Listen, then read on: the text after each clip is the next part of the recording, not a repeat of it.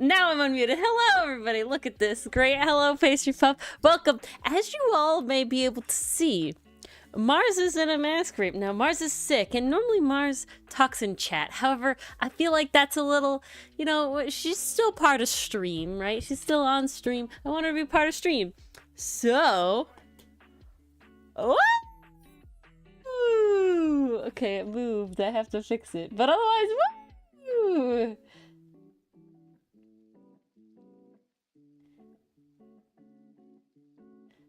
I don't know why it moved. Where is it? This one. Yeah, crazy. Okay, I need to make it bigger 1 second. It like uncentered itself. But I can fix that. Oh my lord. Oh, heck. We're having mild stream seconds. Hold on. Oh no. Why is it all out of whack? Oh, I know why. Maybe? Nope, that didn't fix it. Okay. Hold on. So we have here, like that, and like that, then up, and like that. There we go. I wanted it to look a little like you're actually writing on it. I wanted it to have a little handwritten vibe. Alright, we like it? Okay. I'm sorry, I'm not reading chat yet. I need 1 second. Gotta make sure it fits. Alright. Now we're good. Now we're set. Now she's good. Look at that. The font's good. I'm glad, Pastry Puff. Oh, look at this. I have tea. I hope Mars has tea. Sadly, you can't see her mask with the whiteboard on, but I can toggle. I can silence her by toggling off the whiteboard. Yeah, the tea pets on top. I couldn't make it. Originally, I moved them to my side, but then it was just weird, and I couldn't do it. And I was like, oh, you know, they're just all up there. Yeah, gone, exactly. What's this? Oscar. Well, I mean, Mars can explain. Ooh.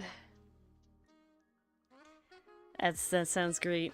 Mars can't... I'm like waiting for you to type like I need to like not talk over you.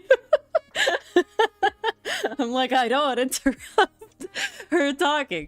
But you guys can read and everything like that. But yeah. It's only 4 lines, not 5. But yeah. So Mars has no, well, she has some voice, knock on wood, but we're coming back to Ace Attorney. And I told Mars that if she has any sick days with Ace Attorney, her pay is gonna be docked. So we need to keep as much voice as possible because we get only so many Ace Attorney days with Dylan. And this is the first one back in a while. So we're needing this. And I was like, you know what? I feel weird. It's odd having Mars in the chat. Also, Mars types too fast in chat, and she takes up all the chat. Honestly, this is really fun. I kind of like this a lot. I feel like we've done something new. You know what I'm saying? Like, I feel like this hasn't been done before. You know what I'm saying? Yeah, right? The dynamic is kind of cool. I feel pretty cool. I feel like we've like went into some niche. Also, I don't know, can you guys see the two little purple like white bar hearts I did? It's so cute. Ooh, double window open. There you go. See chat, see the thing. Look, oh, so good. Yeah, it's definitely a shape she has no. But I'm glad I did this. I'm glad it works out. I was like concerned a little bit. I want to tell. Okay, I'm gonna tell you guys about it real quick. I want to tell you guys about it. What it is a Google Doc. Okay? A Google Doc that Mars is in. Now, Mars is specifically in it as an anonymous thing because I don't want, like, another name thing. Well, she still has the mass dichotomy, see? It's still there. It's just underneath the thing. Okay? I need a little more stuff. But it's a Google Doc, and the background is a bright green. So I have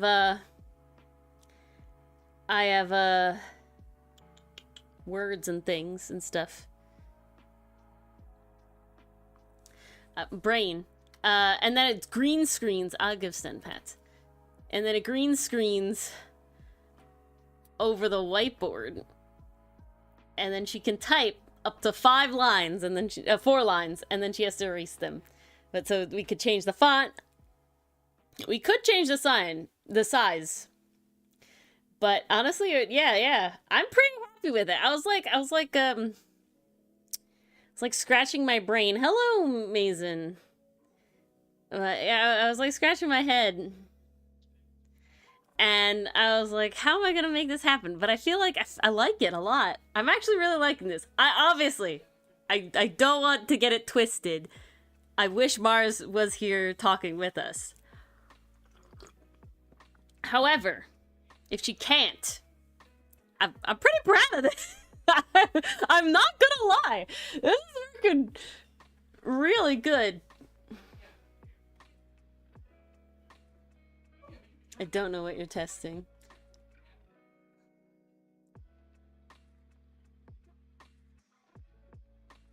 You think it's okay?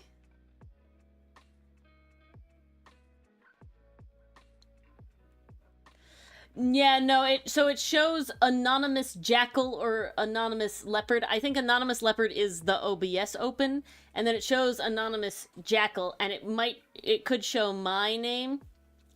But my name's Ori, so yeah, that's why I gave you the link and didn't share it directly with you. So that we're all bases are covered. Yeah, I saw that because when I was testing it, I saw that my name kept coming up. I saw that it kept coming up, and there's not really anything I can do about that, to my understanding. Yeah. But I can make it so that it's anonymous. I'm a smarty. I like Smarties.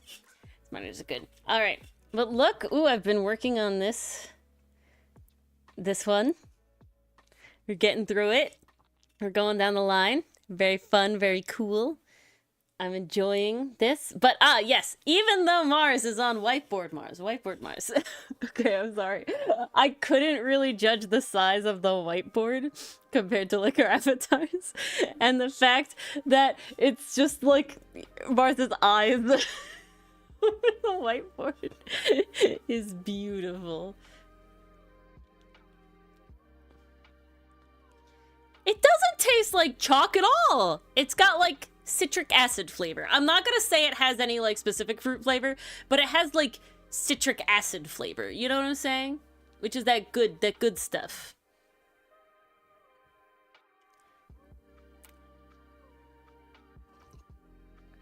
Oh, yeah? About, like, the different flavors? Or about citric acid? About the fact that all Smarties are the same flavor? Because all Smarties are the same flavor. I'll die on this hill. Yeah. All Smarties are the same flavor. Also, something else was like all the... Wasn't it all the Skittles are the same flavor? Wasn't that a thing? There's something weird about that. Yeah, I feel like it was the Skittles. Cereal? I don't remember all cereal tasting the same. But Smarties do not taste like chalk, okay? Maybe that's it. Yeah, see, Mason's bringing up the Fruit Loops. Maybe that was it. Yeah, there we go. Ooh, yeah, that's what it was, Mason. Thank you. There you go. Okay, I'm just like enamored by my own whiteboard prowess. This is really cool to me. You can only kind of see it. Is that something? Can I turn that off? Can you off red line in Google Doc. Underlines can be turned off. Tools, spelling and grammar, unchecking. Ooh, let's see.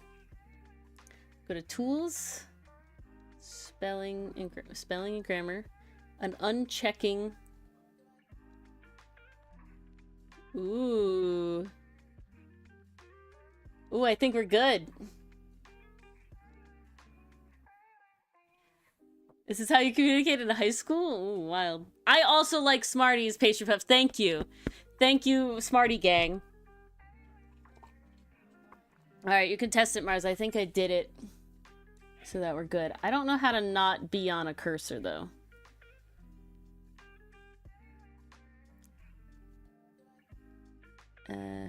Maybe... Maybe. Oh, maybe I can just be viewing. Did that screw it up? Oh, I think my cursor went away. Nice.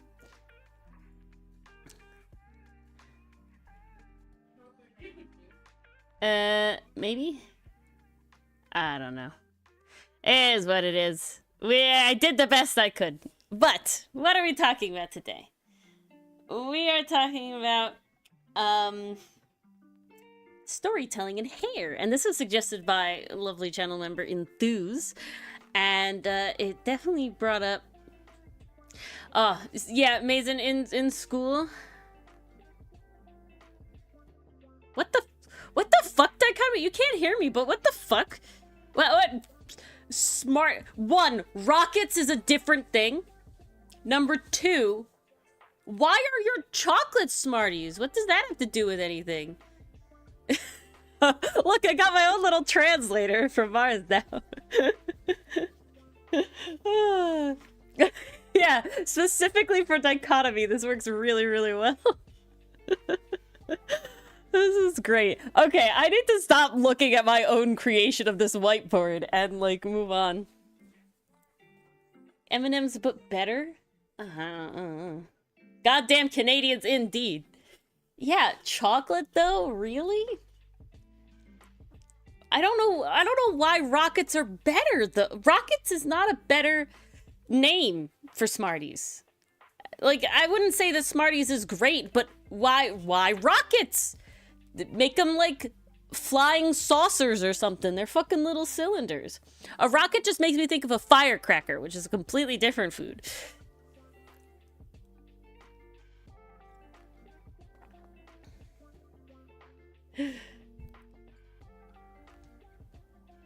Oh.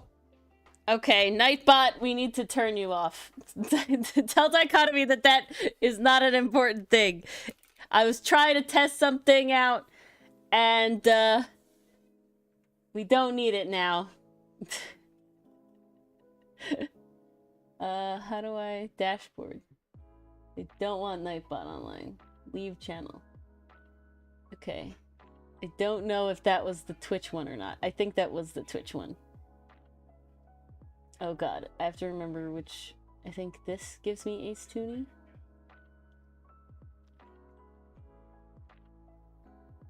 Okay, cool. It did give me Ace Toonie. Okay. Leave channel. Great, alright, I turned off Nightbot. Sorry.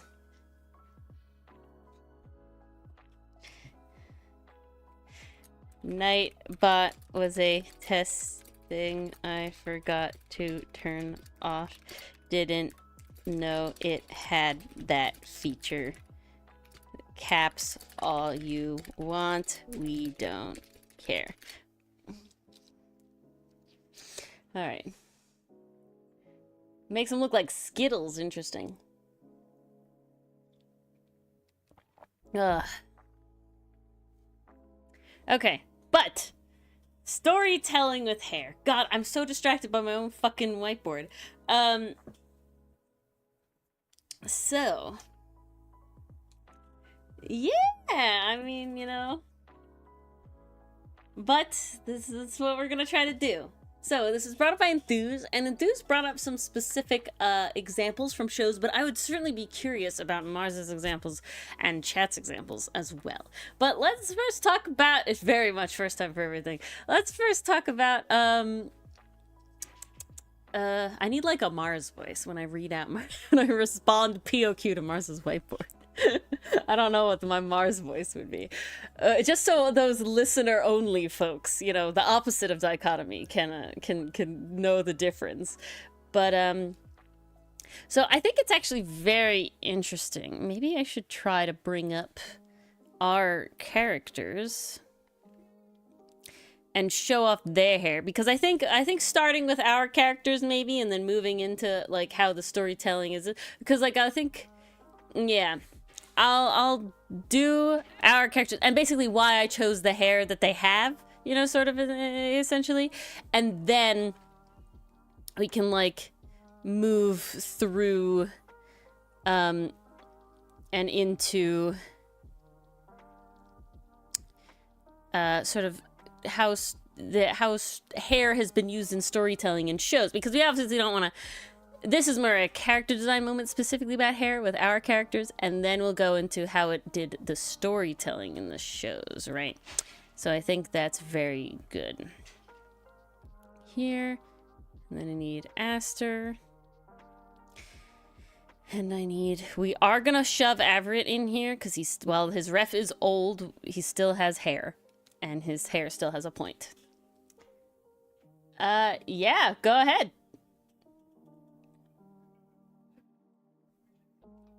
Sounds good, Mars. Alright.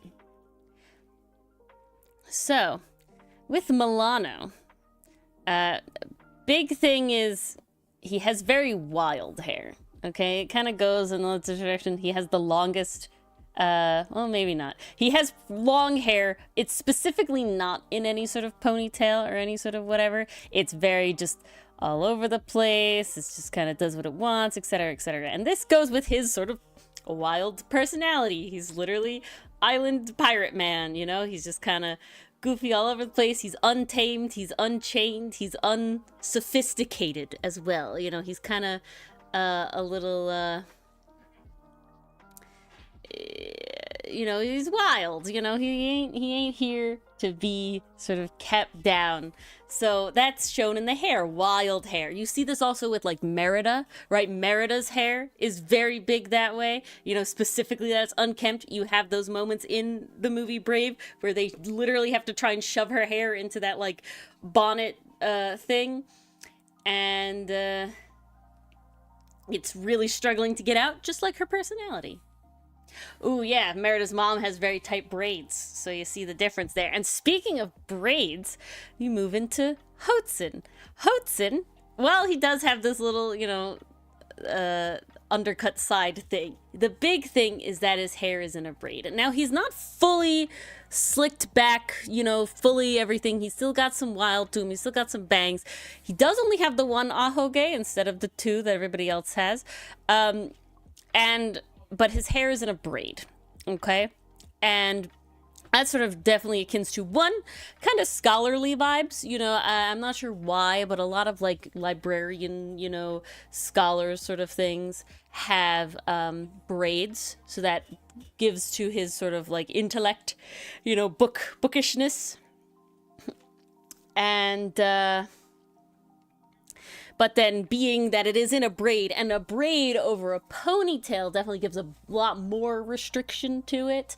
So he's definitely a little more uptight, as you might know by reading the comic. He's very uptight and stuck in his ways, and definitely sort of by the book kind of guy. I mean, Mason, ahoge is my style, so, you know, just give whoever you want an ahoge, you know? Like, I'm just, who cares if it's the protagonist or not?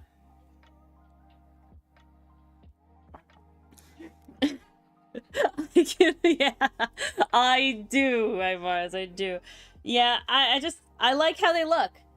So that's my style. I like the little ahoge. However, welcome back, Federico. There we go. Federico Cotone. The council is good. Yeah. Mars is on vocal rest, strict vocal rest from her boss, me, Ori, because if this woman misses an Ace Attorney video, I don't think she's gonna make it to the next one.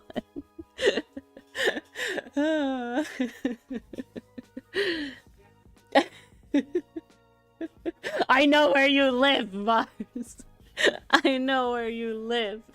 But no, she's too necessary. She's too required for Outcast. Oh no. I'll convince you to host, anime night and everything. But we're talking about how hair affects character design and can be used in storytelling. So moving down the line, I think the next three are, I'm going to kind of talk about them in a little bit of a group.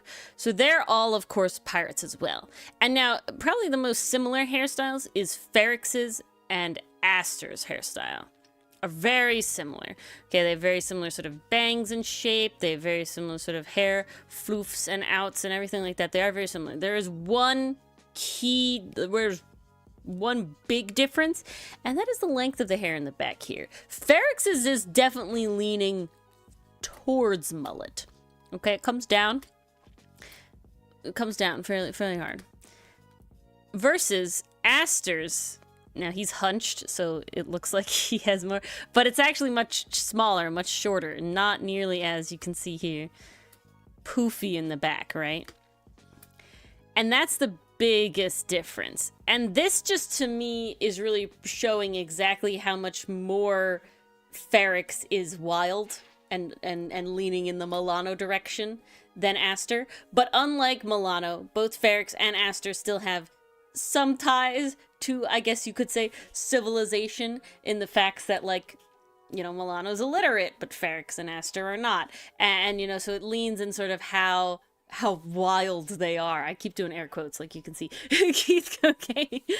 Yeah, he's not Keith level of whatever. Honestly, he has a lot of Keith vibes, though. He does have a lot of Keith vibes. Overall, he would definitely be the Red Lion. Even though he's green, he would definitely be the Red Lion. Yeah, because Milano would be the Black Lion. Even though he's more reckless than Shiro ever was, he definitely would be the Black Lion. 100%. And then I guess that would make Aster's yellow still. I think Sidit would have to be green, and then Hotsun would be blue, and then you got everybody. So we just moved them around a little bit. But yeah, so that's the big difference between them. And then lastly, you have Sinit. And Sinit, as you can tell, leans a lot towards Hotsun's hair vibes. And that's because Sinit is the most tied to his, like, past and identity and everything. Yeah, a gift wrapped at you. I mean, I've wanted to draw them in the, paladin outfits for a while. We just haven't gotten to it yet. But Sinit, one, he does specifically have the hair parted in the other direction. That is not a conscious choice of anything besides Ori likes to part hair this way. Like, it's a right-handed thing. And so I was like, gotta change it up. But having the, like, bit of fluff, a bit of whatever, and then having the hair in a ponytail, a long ponytail, instead of a braid, it definitely leans towards the sort of more, sophisticated, more, put together, yep, oh, see, Jinx Mars. And definitely a little more, I guess you could say, on the, like, he has the manners, are in his upbringing sort of thing, right? The very, like, don't put your elbows on the table parents to this kid sort of thing. But with the ponytail bit, he's sort of, he still has that, inner, like, I'm gonna be out of society and do what we need to do and these sort of things. So that's why he makes a good pirate as well. And you can also see, I don't think this is a spoiler, so Milano was the first pirate, and then the order they joined is Ferrex, Aster, Sinit. And with that order, you can actually see how, quote-unquote, put together they are. So you have Milano's the most wild, you have Ferrex is, little less, Aster a little less, Sin a little less, and then, of course, Hotsun being the newest, uncomer to the ship is even most sort of uptight sort of thing going on. And lastly, now we have Everett. And if you can't tell by his outfit, He is a military boy. Now, I didn't intend this. However, it turns out that this is the way. This fucking hairstyle is apparently just military brat hairstyle. Like, the antagonist in the fucking garrison from Voltron that like antagonizes Keith and Lance literally has this haircut. Like we saw somebody else, Mars and I don't remember what it was, but yeah, it just screams a-hole. Now, it's important that you see in this, he's not fully slicked back or fully put together. He still has this kind of like bloop bloop going on. Some bang bits falling out. It's not all, I mean, you can see it also in his, you know, folded sleeves, but we're talking about hair, where he's not fully strict, tied down, the gel. Yeah. You have these moments, the the yee ass haircut. Yeah. And so that, I still really like this one. This one's really good.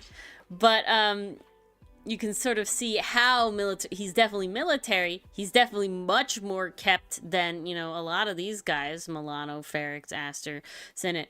But he's still not 100% fully tied down, you know, sort of thing. And that's important characterizations.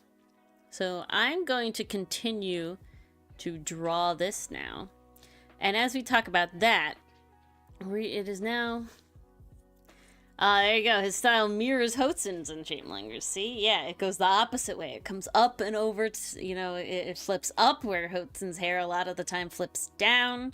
Lots of things like that. Very interesting. Now, I'm going to tell you all something. I'm going to tell you all a secret. Okay?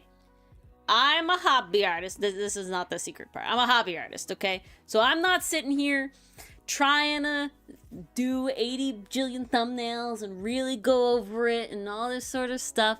You know, I'm really just vibing and we're making something look good. And the pieces fall together. You know what I'm saying? Oh, it's a Demon Slayer reference, right? I think that's what it is. Yeah, okay, I got it. And I didn't sit here and think about all these things I just told you when I was making these characters. But I used the sort of idea of, oh, go advertise stream, Mars.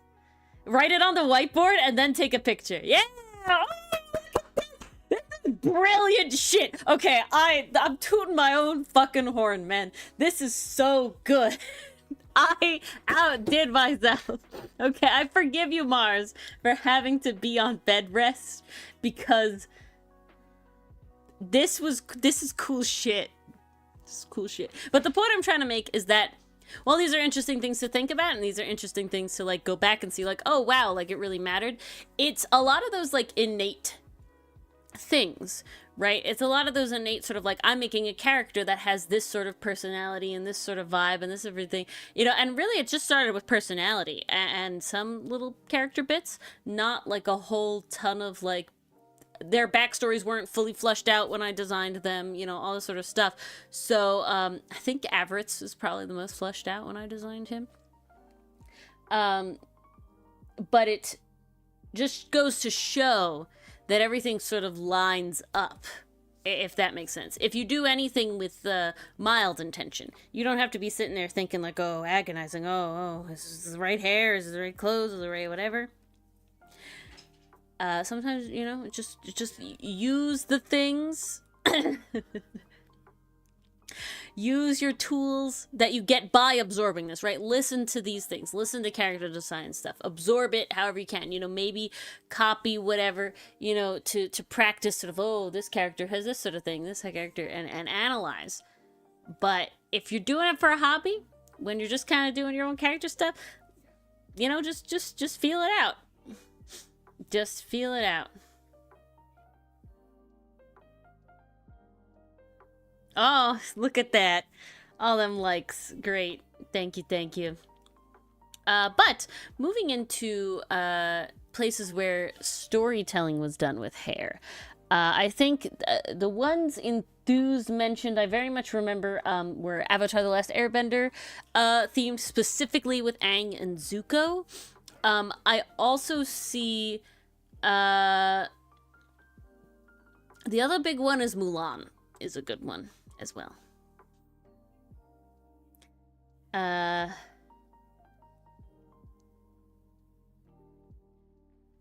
Oh, okay. Sokka's hair. I would love to hear about it. So Sokka's hair, to my knowledge, while Mars continues to type her sort of whole deal out about it. Sokka, he has the warrior's wolf tail, right? Which is a really cool ass haircut. Honestly, top tier shit. But it's very, very short on the sides originally. Very, very short.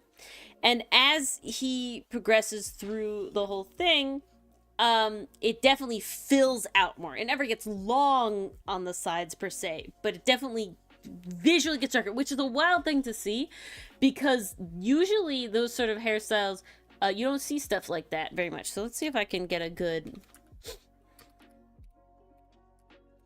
Let's see if I can... No, I don't want live action. Why did you default to live action, Google? Very upset with you.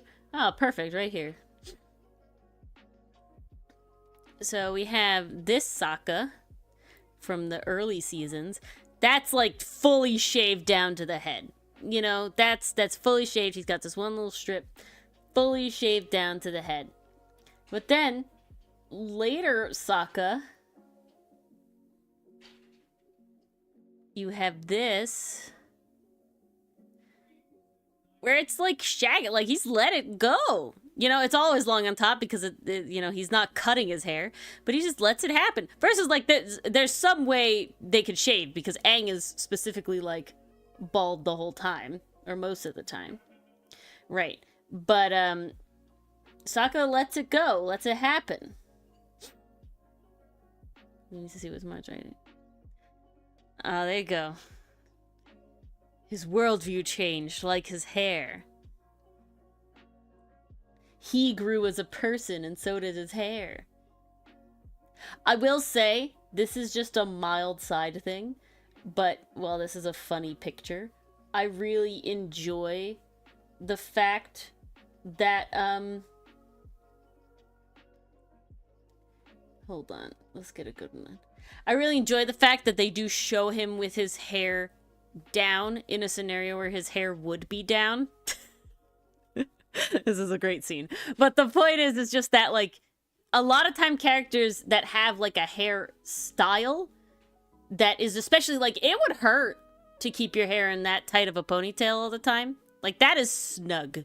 You know, that is snug. So having this moment of, like, oh, yeah, there would be a time where his hair is down, and having it down and showing it off, even if this is not, like, this is not the cut. You know what I'm saying? This cut was not meant to be down. And, yeah. I just like when that happens with characters, so. Maybe that'll happen with our characters, who knows? I know Mars is writing an essay over here. I'm only catching some of it. His stripe is very narrow, confined, like his worldview, and then it broadens. I don't know if I can reopen that. It broadens as his worldview broadens. His hair broadens. It's all over now. Shaggy. I literally can't get... There we are. We'll get this one again. Oh my god. Why? Why do you do this? Okay. Cancel. That's what I want to do. So then, yeah, so it's all broad. It's all even in color, at least. Not in fully in length, but it evens out in color.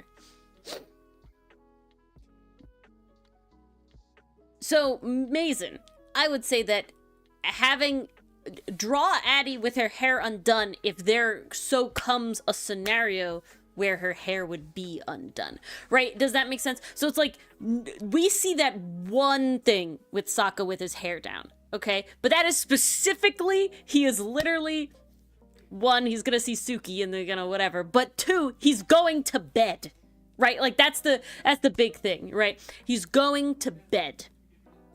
So, someone like Sinnit would probably have his hair out while going to sleep, because a ponytail is not that comfortable to sleep in. However, someone like Hotsun, who one, sleeps in his coat, and two, has a braid, which is much, much, much more easy to sleep in and keep, and it keeps your hair nicer than see, a ponytail will still get knotted, a braid won't really knot.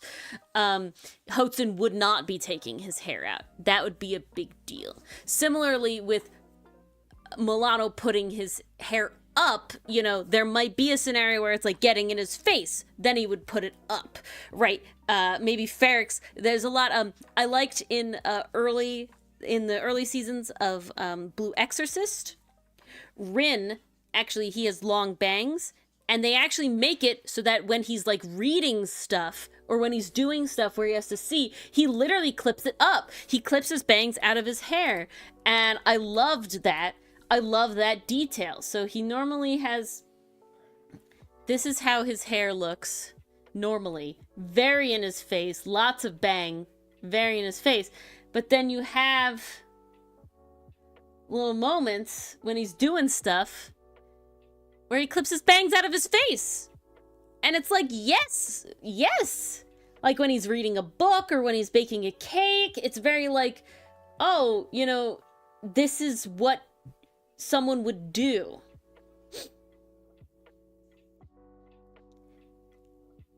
Yeah, the messy bangs ad, but I like the fact that it does both. What's the other thing? They do it with Kirishima in My Hero Academia, to my recollection.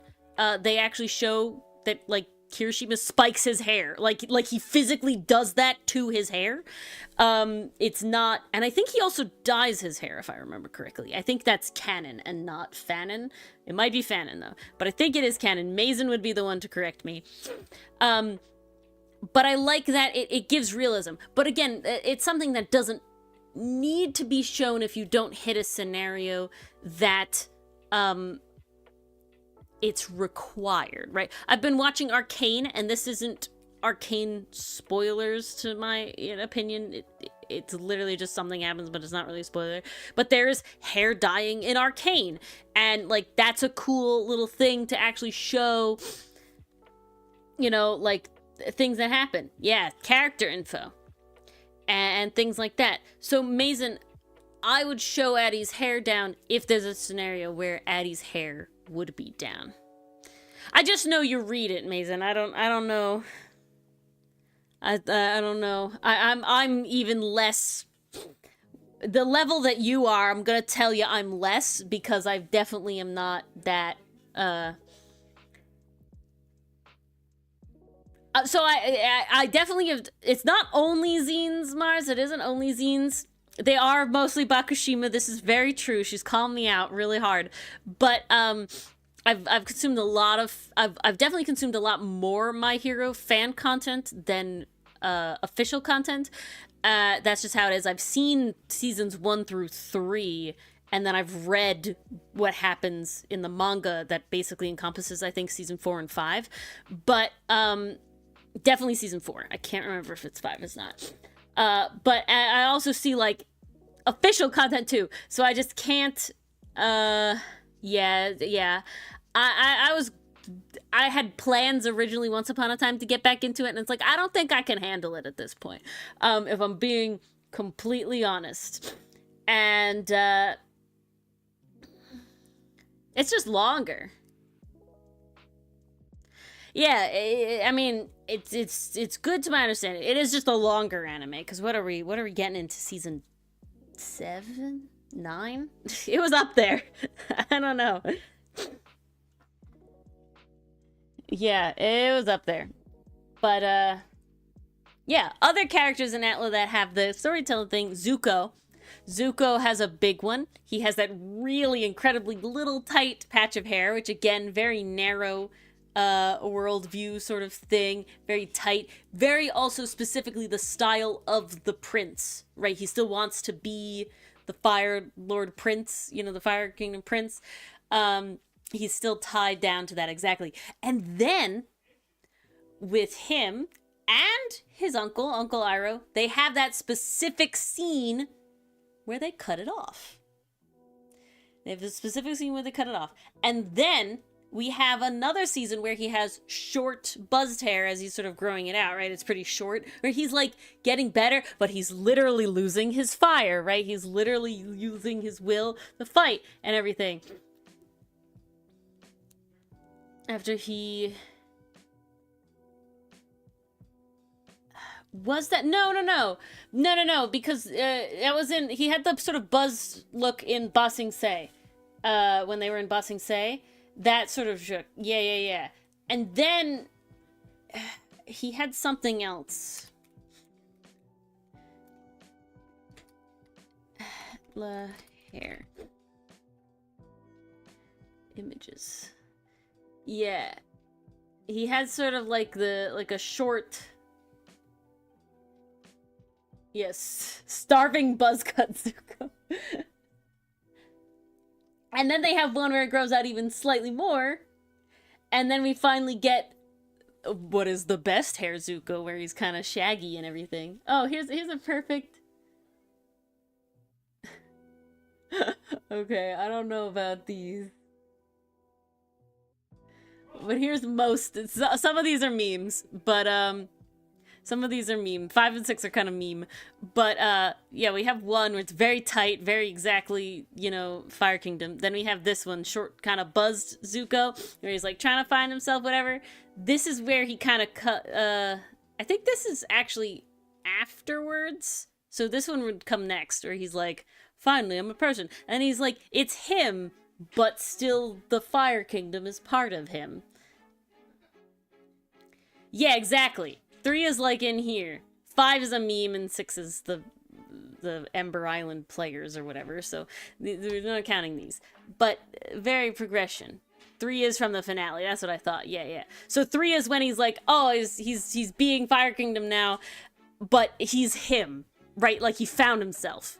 Versus this, where it's like he's copying, you know, he's trying to be something he's not, sort of thing. Yeah, there you go. Mara says it perfectly. He takes the throne, but he doesn't forget the lessons he learned. That's my Mars voice. It's not a good Mars voice. No, you don't sound like that. I don't... Come on. You can't tell me that it's easy. I don't think it's easy to sound like somebody else that you interact with in real life. I feel like it's very, very difficult. Unless I'm literally, like, one for one hearing you say it and then trying to, like, parrot it back. It's just tough. Test the theory? Oh, next week. Yeah. Well, again, we have Ace Attorney next week and the week after that. So you better be pounding that vitamin C. You better be eating those. You ever take Coldies, Mars? Ever try Coldies? No. I might recommend them. Oh, so Coldies is like a lozenge, but it's not just like a cough drop. They're not usually minty. It's a brand. It's called Coldies, and they're specifically like, we shorten your cold. To my understanding, their main thing is they have a lot of zinc. Yeah, I would get some. I like the honey lemon one, but they also have like cherry, and I think they have one other one. I highly, highly recommend them. They saved me a lot, and they helped my throat a lot, and like cleared up my sinuses a lot. I find when I suck on one of those, cleared up my sinuses real good. So yeah, go to the store. You have work tomorrow? No, you don't have work tomorrow. Oh shit. Oh, you do actually have work tomorrow?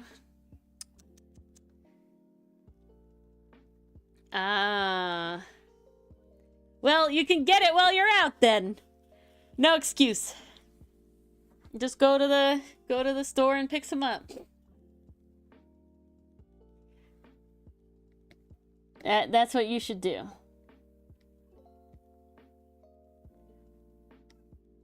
Yeah, there you go. Massive break in between. Get yourself some Coldies. I highly recommend. Like I said, I prefer the lemon honey ones, but my father does the cherry. I think it's cherry. Oh wow, that is a big break. That's when you'll watch Don Da Don. Yeah. Any drugstore, man. Any drugstore. $100. Oh, yeah, I'll try and get a picture up on the screen for you. Hold ease.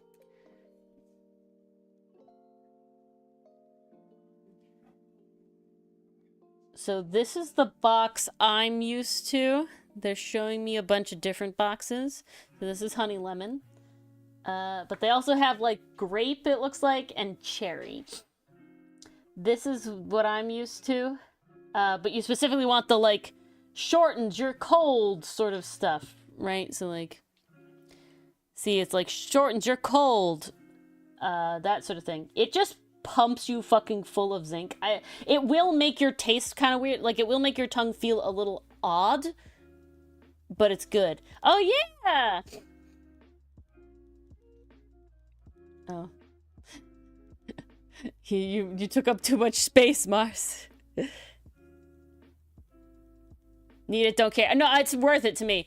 To me, honestly, I'm surprised you haven't known about this shit. This shit is... I lived by this shit. This shit made sure that I didn't get sick from Dylan having COVID. So when Dylan had COVID and I was trying to not catch it from him, and I succeeded, by the way. Just saying. Yeah, not a sponsor, guys. I just live by this stuff.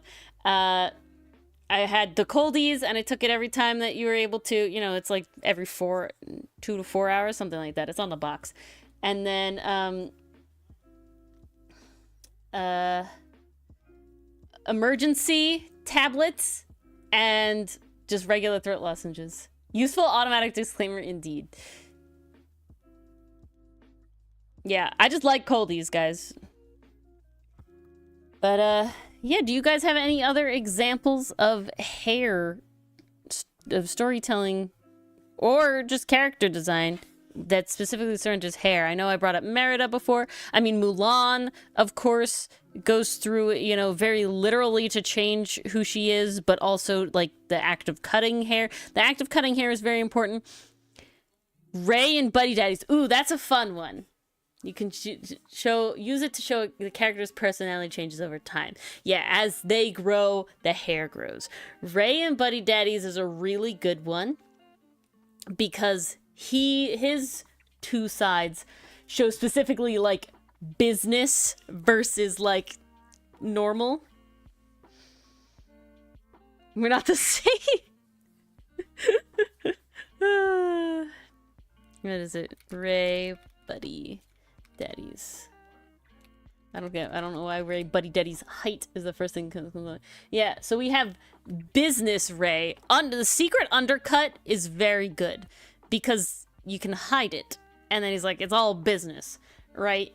But then you have home Rey, and he's a bit more of a slob. You know, originally, he's definitely a little more messy, very shaggy. Oh, another good one is, Mr. Villain from Mr. Villain's Day Off.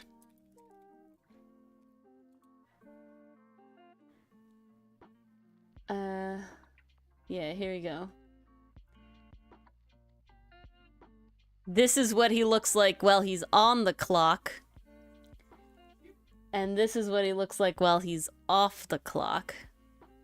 So very having those different sort of hair vibes, but utilizing the same hair, right? What is very important to me personally is the fact that you can very obviously see that this is the same hair, right? There's no wig involved. Wrong Rey, Mason, I'm sorry.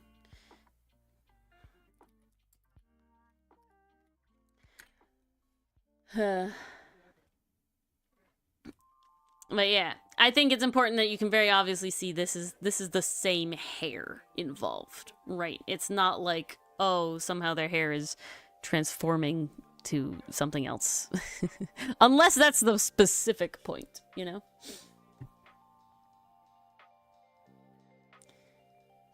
Okay. I'm so salty. Yeah, you can see it's the same character too. Very important with the facial features. Like Mr. Villain, he has a very he has like the hook nose, which is honestly done beautifully in the anime because like whew, that's a tough one to get. And then Rey has them like sunken eyes, bags, and everything like that.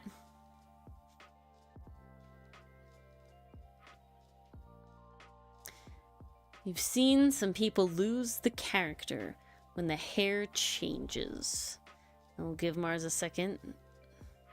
She'll back it. How do you avoid that? Okay, I think that it is... The hair is very important, right? In how you visualize a face. You can see it with you in, like, real people in real life. Somebody gets a haircut and, you know, if it's an extreme haircut, it's like, wow, that's a different person. Especially going to, like, bald or from bald, right? Like, very, very short. You can see the pronounced of, like, the head shape, you know, and everything like that. Similarly with glasses, adding or subtracting glasses really does a lot to a face. Dylan and I both are vehement about having our glasses in pictures because we don't feel like we look like ourselves without our glasses. And they very much change your like whole vibe. I think the very specific ways in order to make sure that you still have the character and with Ray, with both of the ones I just showed before, Ray and Mr. Villain, they both had their hair texture the same, right? Oh, see, Mars with the glasses too, look at that. They both had that wavy hair texture, and that wasn't lost in any of the styles, okay? It was still wavy. Very important that you keep the hair texture the same, okay? So if, say, like, one character has very straight hair with no sort of floopies, if they have a ponytail, it should be a very straight ponytail with no floopies. But if they have, you know, wild hair like Milano's hair where it goes like woo woo, you know, like that, his ponytail should also be woo woo like that. You know, you should keep it that way. But I think if you're specifically going from a character with bangs to no bangs, that one's tough because it does change the face shape. And I think the most important thing with that is having very identifiable facial features and possibly even expressions. Okay? So I specifically made an effort to try and make all the characters' eyes shapes distinct. And so having that, even if it's pulled back then, you would still get, and same with the character's face shapes, having those face shapes be distinct. Oh god, I never said I was good without guidelines. But that's also a really big help in identifying the characters, because we have like Milano's jawline is like square and pointed, but then you have, you know, Ferrex's is very pointed, and then you have Aster's is very like square, and then you have Sinnott's is very round, and then Hoatson's is like pointed round. So you definitely having these defining features. With Ray from Buddy Daddies, to me the big thing was he had his eyes, which were very always in this kind of like angry looking shape, but specifically he had like these eye bags. They're always kind of sunken in eye bags here. That was very important to his character. And then you had Mr. Villain. To me, his biggest feature is he has a hook nose with this little like thing on it, and honestly I'm in love. Ooh, and the teeth. Yeah, he has these pointed teeth in all of his everything, even in his normal thing. So, and his face shape is really good. I will say I really love Mr. Villain's character design, because you don't see a hooked nose like that really in anime ever, honestly, and it's done so well. It's gorgeous. You know, a lot of people are like, oh, the hooked nose is kind of ugly and that's why they don't do it. But I was so happy when I saw that, because every shot with him is great. They do it very well. Of course, I'm not going to find what I want again.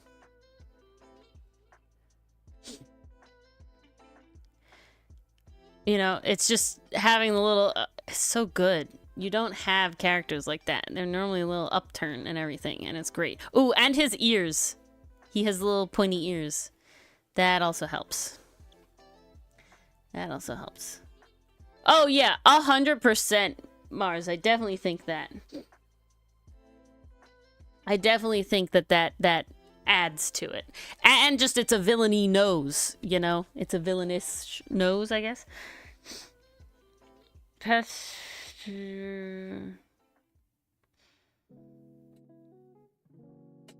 Hey, if it works, Dichotomy. You know? Get the bag.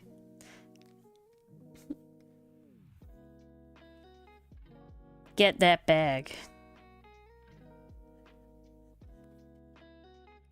So, having other features identifiable to the character, I think is very important in making sure that the hairstyles go off without a hitch. On top of that, having it, you know, you see it with Aang. Aang, he has the arrow. He has the very rounded face. It still looks like Aang. Sokka, it's all with the eyes and everything. I can only do so much, Dichotomy. You know, so like Ferrix could do a lot of hairstyles because he has his nose, he has his teeth, he has his eyes. They're very, and obviously his ears, very distinct. Milano would always, of course, be keeping his eyes, his teeth, those sort of things. But then other things I would make sure to keep is the wildness, right? I would still make it, even if it's pulled back, it's still untamed somehow. Does that make sense? I'm curious. I have something that could be fun to see. Ooh, Amity in the Owl House is a very good one. Amity in the Owl House is a very, very good one because she dyes her hair originally to try and fit in with her own family. Amity.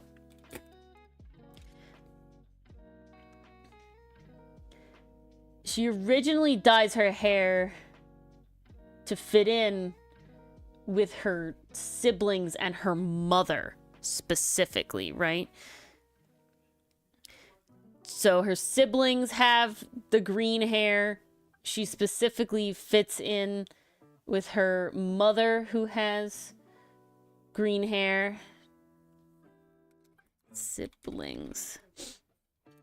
And you see that with her like character arc, right? Her mother is very like, you gotta be green, you know, this is the whole thing. And then when she finally stands up to her, this is her mother, right? So that's why she has that, and you can tell by this little bit here that her hair's really brown. Her hair's really brown. It's not a dye thing. It's dyed. And then you see that actually she gets it from her dad. This is very important to me, guys. Make sure your characters share some sort of feature with their parents, okay? You can see here that this dark green is the combo of the mom's light green and the dad's brown. Amity has the dad's brown, okay? I like it. It's good. It's good shit. Then, Amity, as we go through, she has basically a big breaking free moment. And she ends up dyeing her hair purple. And that gives into the like the type of magic she likes to use. Yeah, it's not the opposite, but it is really good because it fits in her character with the type of magic she likes to do, right? She likes to do the abomination magic, which is purple. And so she still leans towards like her dad's thing because he's the whole thing, all this sort of stuff. But it's also technically none of her family has that, right? Green, green, green, and brown. Okay? So she's even breaking out fully to say that it's different. She's, you know, her own person. And that's a really cool little bit. But you can see that it still feels the same because she still has the ears and the earrings. Her eyes are very distinct, okay? And her face shape is very distinct. Look at that. Face shape there versus, like, even her siblings don't have, you know, exactly the same face shape. It's all a little different. So those help keep it. But you can also see the the similarities in shape. Right, so you can see this is very her mother's haircut. She's mimicking her mother here. Look at those mimics. Okay? But it has this sort of bob shape. So when we get her new hair, it still has this sort of bob shape. Okay? So it's not fully reframing her thing. It still has a similar shape. And then instead they've changed it with how loose it is versus, you know, this is very rigid, straight. She's very, you know, by the book sort of thing. And then, you know, this is very like bloop, bloop, bloop, bloop. It's a good one. I'm behind with Mars. Just breathe in there. You should keep falling into place like Tet was. They're all gonna disappear! No! Not that kind of Tetris. Yeah, better not to think it. Okay, I gotta toot my own horn again. This whiteboard is top tier shit. I don't know. The whiteboard's epic. You having fun with it? Oh, I'm so glad. I think it's better than chat. What do you think, guys? Do you think it's better than Mars being in chat? Oh, I'm so glad that Mars thinks it's better than being in chat.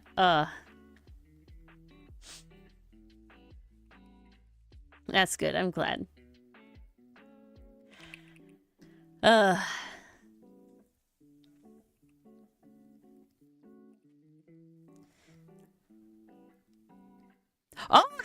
hello! Look! We get to show my cool stuff to new people! Hello! Rage, I don't know if you're there. Cadence, hello!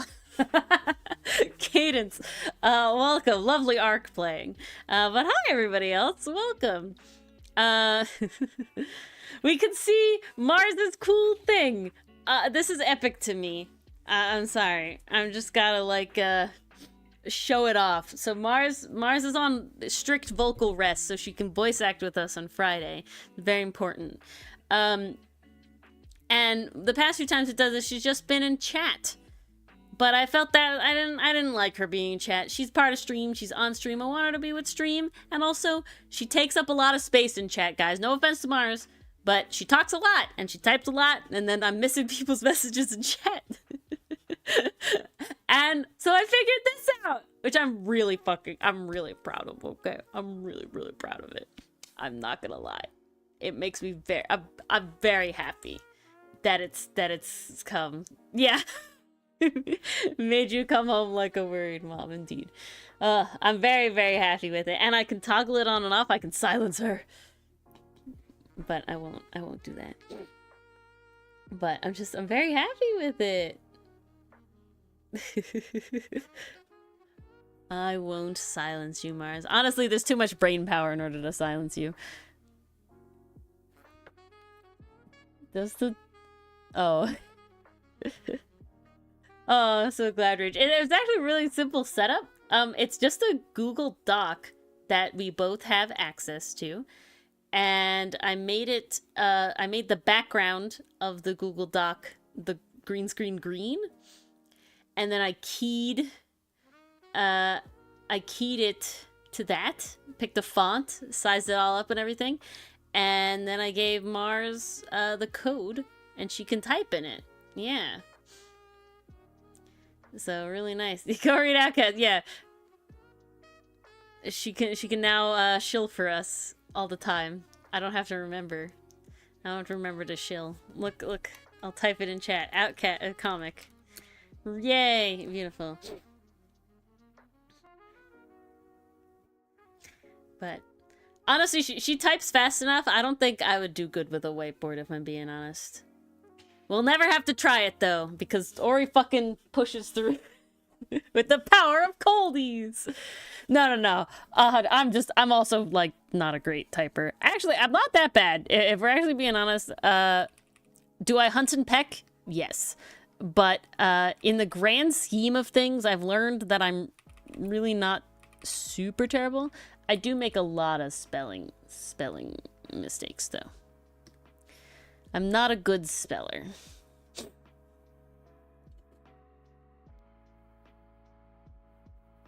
Oh yeah, you gotta do it. You gotta do it, Rage. It's so good. We're coming out of hiatus in a month-ish. A little over a month. A couple weeks over a month. This is the promo art I'm making for our comeback. Very excited. This needs to go up in 4 weeks, I think. Bloop, bloop. Yeah, something like that. And, so we're going. Okay. I like to draw in a certain direction.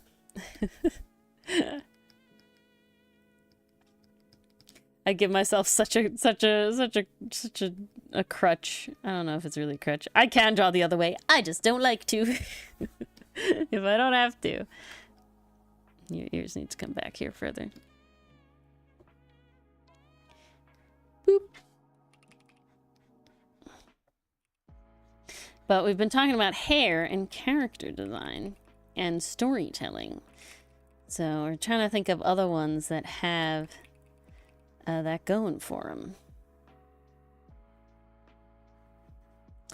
I don't even know.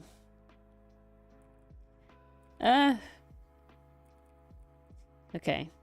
Sometimes I'm arting and it's like, wow, this is coming together real well. And sometimes I'm arting and it's like, nope, I don't know what's happening. Here we go. Come here, Shaggy boy.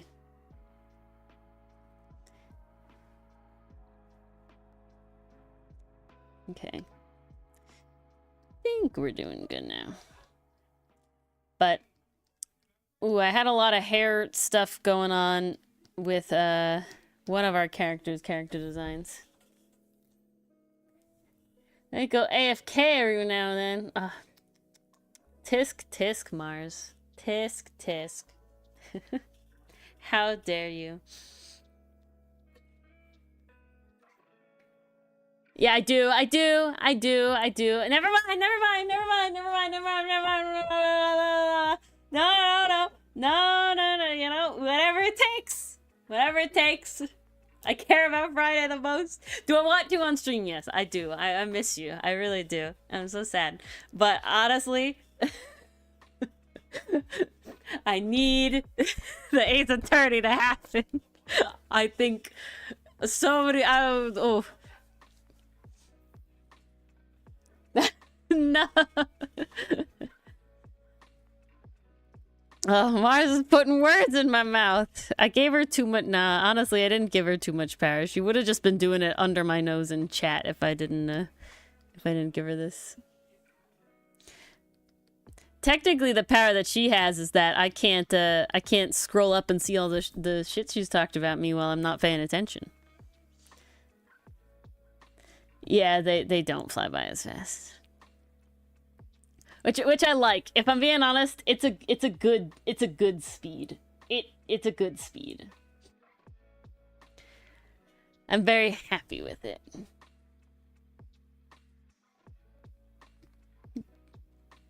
So I actually looked up like a sprinter as a reference for this. So I'm very happy with how it's coming out. Now, even though everybody's basically in their like their work outfits, I'm calling it their work outfits, and their like work dress. Oh, please, on the topic of hair. Ah, yes.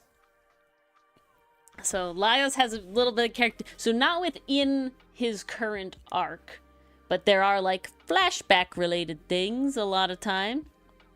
And it shows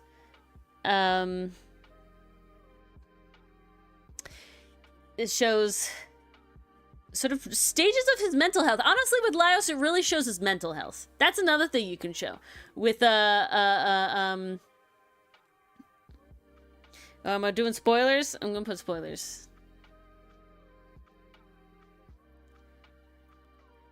No, hers doesn't actually, I think, at all. Which is very cool because she kind of keeps herself most of the time, so.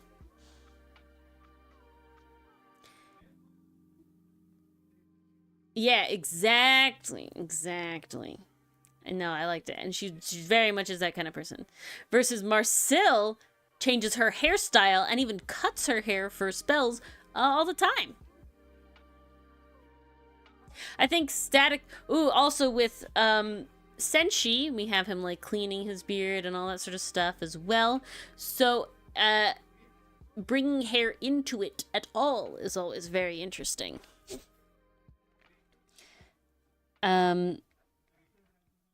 But that was an interesting thing to bring up with Laios is the hair, because it really shows mental health. Another one, I'm gonna take the spoilers away because this is for Voltron now, Legendary Defender. Yeah, slightly longer hair as a kid, but definitely not a lot of change. But in Voltron Legendary Defender, I'm not putting spoilers up because that's fucking old as shit right now. It's not that old, but like, come on. Voltron Legendary Defender, Shiro, he has a big hair thing happen as well. And, well, one is showing kind of the passage of time and what he's gone through, right? Showing that he didn't have access to things to upkeep his hair and things like that. It also is just really showing the mental health, right? Hair is one of those things that is very, it's time-consuming to take care of, right? You need to wash it. You need to brush it or braid it or, deal with it. Like, things, especially with longer hair, things need to be done to it. And if you're not in a position where you have access to implements that can cut your hair or shave your head, it's going to grow out. And a lot of times when you're in those scenarios, you're also not taking care of it correctly. Ooh, Samurai Jack is a good one as well. Yeah, in the older times, it's very, neat put up, but then he looks real fucking shaggy in the newer seasons. He's very depressed, exactly. And so you let yourself kind of go because you're depressed. You're having difficulties doing the life things, that's what it is. And, having that shown in the way in how the characters sort of zest for life is, because you could have two different things, right? You can have a character that gets lost in the woods, right? Example, character gets lost in the woods and they don't have the implements to cut their hair or shave or anything like that, so they become bedraggled to a certain extent.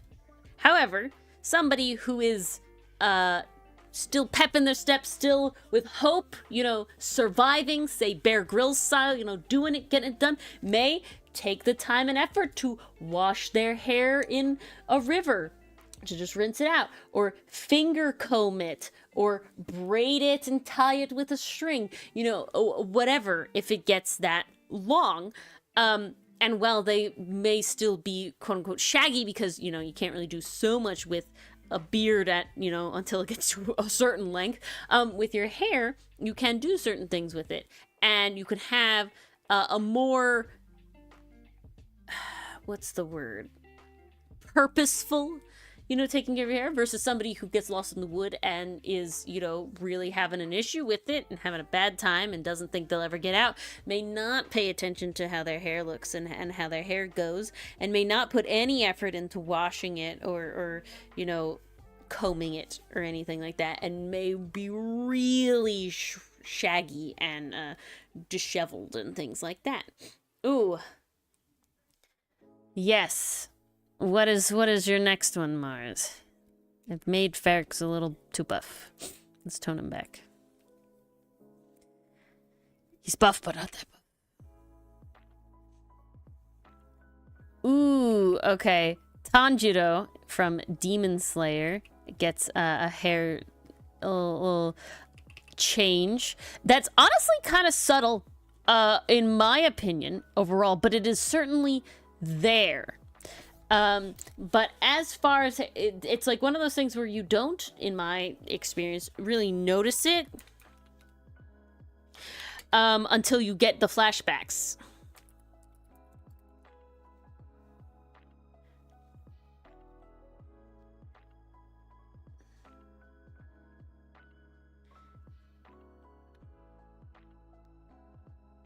It feels so natural, yeah.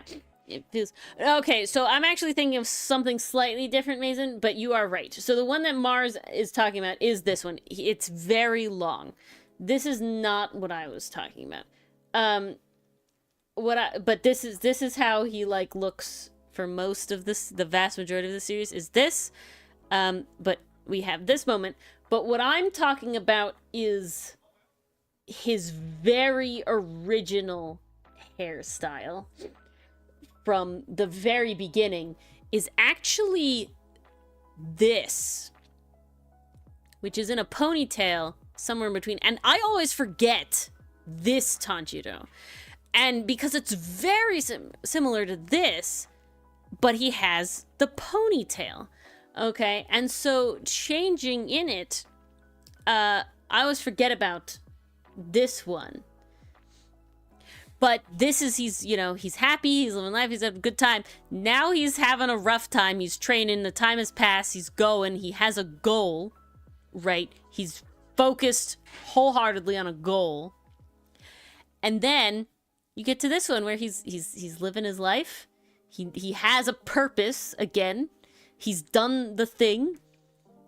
And he has focus again. Ooh, it does kind of look like Flame, both with the curly bits and the coloring. It's very good. It always does, but definitely here. You can very much see it wispy off of him.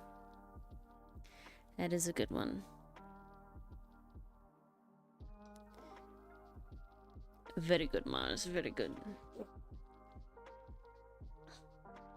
Yes, I was thinking that, I keep thinking that Tanjiro's hairstyle from when he was before in the Demon Slayer Corps and the current style is much closer than I remember usually. That's where my brain goes.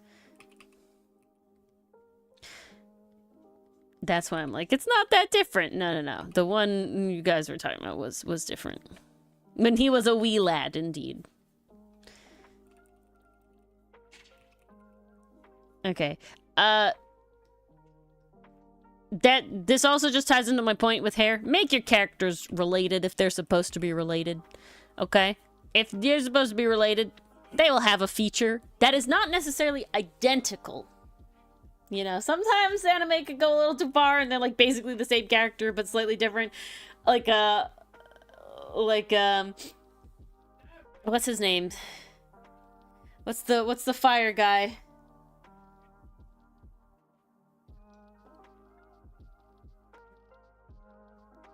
You say in Migi and Dagi, that's for yes. So in certain circumstances, making them identical is specific. Migi and Dali is yeah, that guy, Rengoku. His family is interesting. Rengoku's family. So I just want to say...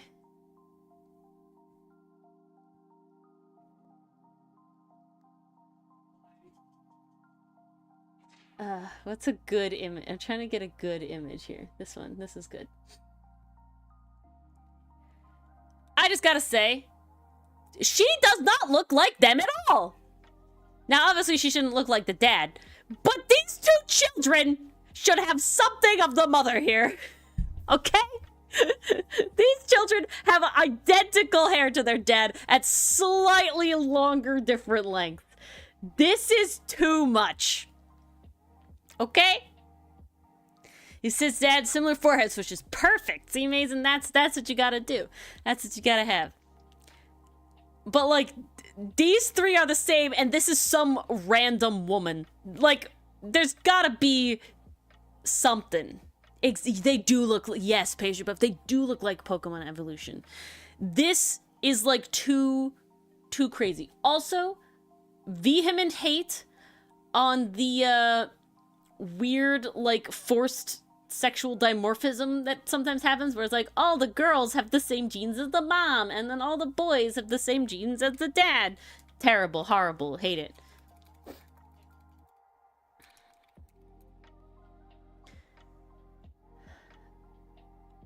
And I'm worried that Tanjiro's family has fallen into this. They have not. So that is good.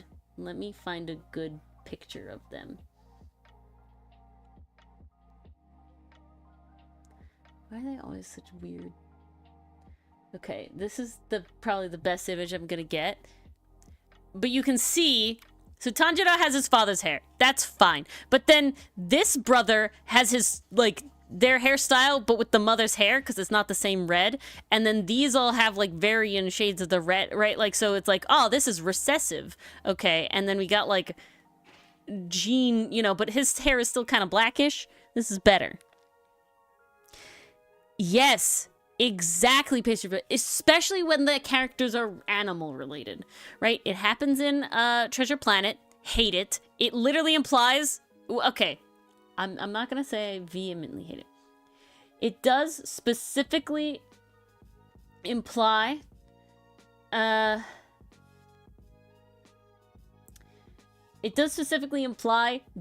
the two characters are of the same exact species, and there is a sexual dimorphism that means that the females look one way and the males look the other way.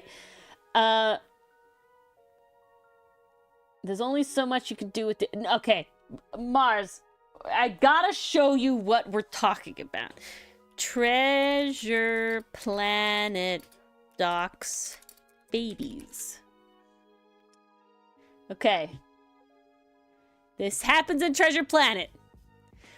And we literally get these two get together.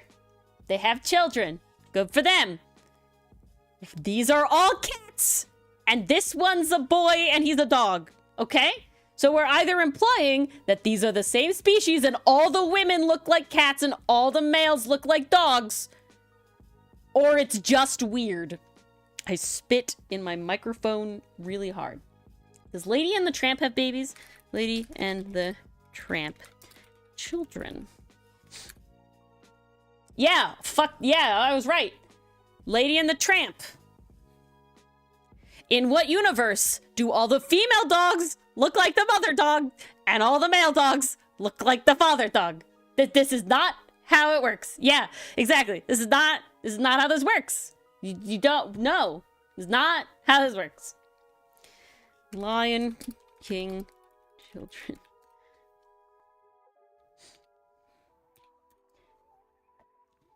Okay, I found a family tree. I think. No, I don't actually know.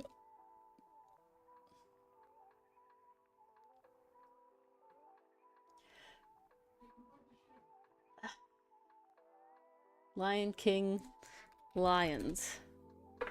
Can I get like a... No, I just want something showing. Point is in the Lion King, while there are some differences in like face shape and stuff, I wouldn't say they're nearly as egregious as they're like roughly in the same vein as, say, like a human has a difference of like women lean a certain way and males lean a certain way, but it's not like all the women are one color and all the men are a different, like it's there's a mix of colors and it has nothing to do with gender. I will say lions are easy because like they get the main thing, but I will say there was a lot, this is an interesting one. There was a lot of hate. Yeah, that's a separate related issue. But but we're talking about gender right now. We're talking about species and like sexual dimorphism stuff. Because there can be sexual dimorphism. I think a good example of good sexual dimorphism happens with the imps in Hell of a Boss and of course, Hazbin Hotel. Without specifically stating it, we can learn that female imps have horn stripies and that male imps have the solid horns. This is like a fan thing, isn't it? This does not look like actual things. I need a better... Okay, here we go. I don't know what that was. But okay. Male imps have the black and white horns, and the female imps have the little stripies. And this is, like, their sex. And then we actually see in the show... Here's a good one. We see in the show a character that is presenting very feminine, but has the male horns. And it is canonical that she is trans. And it's a beautiful, it's like so simple. You'd have to, like, it's not pointed out. It's not like explicitly like males have this and females have this. It's literally just this slight little thing that you might not even pick on. Yeah. Yeah, so that's how we knew she was trans. It's very subtle. And you have to, like, be looking for it. But, I'm sorry, dichotomy. I didn't know that, dichotomy. Yeah, Striker's gotta go. 100%. But, yeah. So that's a really cool little thing that makes it easy. Now, for how much hate, the How to Train Your Dragon fandom got, Toothless Kids, for the female dragon, like, hitting all the weird, like, stereotypes of dragons and stuff. It turned out that she was actually a different species. And now you're like, oh, okay, yeah. The fact that they had a whole different species. She's not a Night Fury, she's a Light Fury. And she's different. I didn't know that her VA is trans as well, dichotomy. That's pretty cool. But what I think is really cool is that they didn't use the species thing as a cop-out. Because then what they did is then the children were mixed. We didn't have white females and black males. They had a species crossover. This made sense. Okay? This was right. This was done right. Yeah, animal biology for the win, right?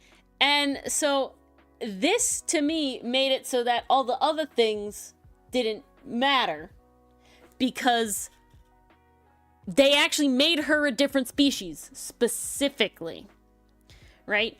And so making her a different species specifically meant that we got this, and this was good. This is a mix of genes. This is what would happen. So, yay DreamWorks for the win. We got a lot of win here for DreamWorks there. And that's what we like to see. Mars went BRB. I need a sippy. I'm trying to think of any other weird animal things. Yeah, so don't do that. And don't make all your children, like, of your characters just look like they're one parent. They can highly resemble one parent. But unless it's, like, plot relevant that your characters look identical or like mini-me's, you really shouldn't do that, in my opinion. And the reason for that is just it really rarely happens. You know, unless they are specifically twins, unless they're, and remember, twins, even identical twins, can have features that they can decide and thus not look identical. Big thing with hair. I love to see identical twin characters that specifically have different hairstyles, because that is really like oh, they're being their own thing, they're doing their own thing, and they're being that. Now, if that's what we want, right, they're being individuals. Point is that identical twins don't have to have the same hairstyle, clothing style, all that sort of stuff.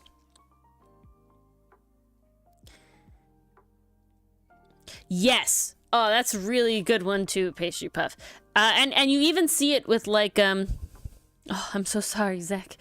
I'm sorry it was loud. But, yeah, you see that with the dwarves, too? You know, it was really cool. You also see that, like, all the, well, not as androgynous as, say, the elves. I thought Mikbel was a girl for a while.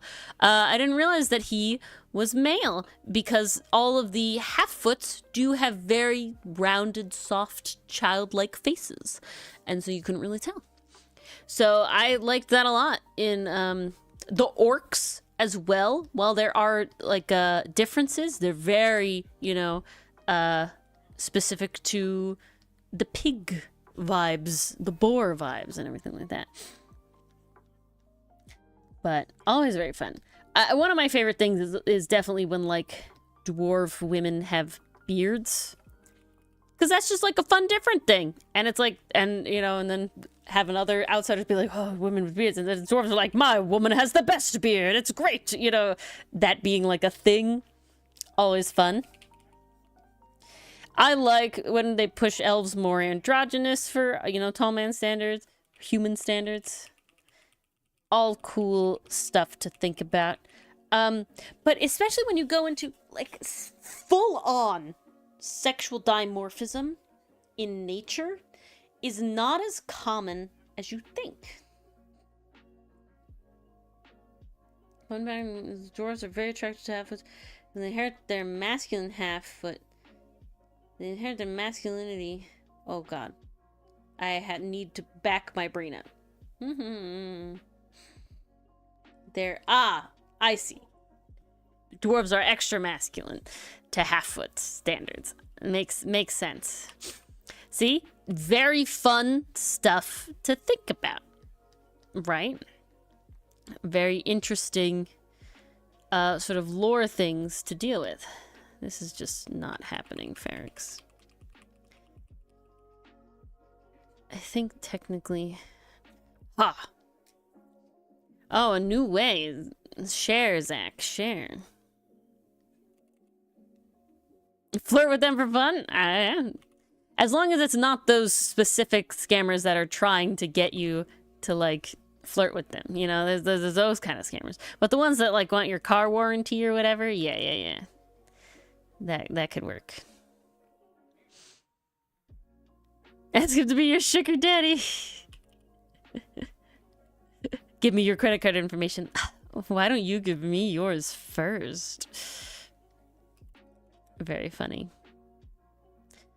I think one of my father's like favorite crowning achievements he likes to talk about sometimes is he had a scammer come on and they were like, oh, your computer has a virus or something, you know, and my father, being, you know, a computer literate man, went, really? I better go fix that, and hung up. He loves that one.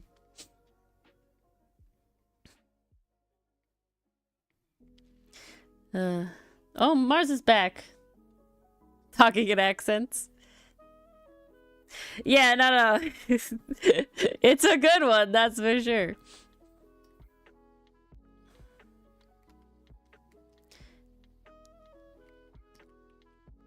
Really bad accents.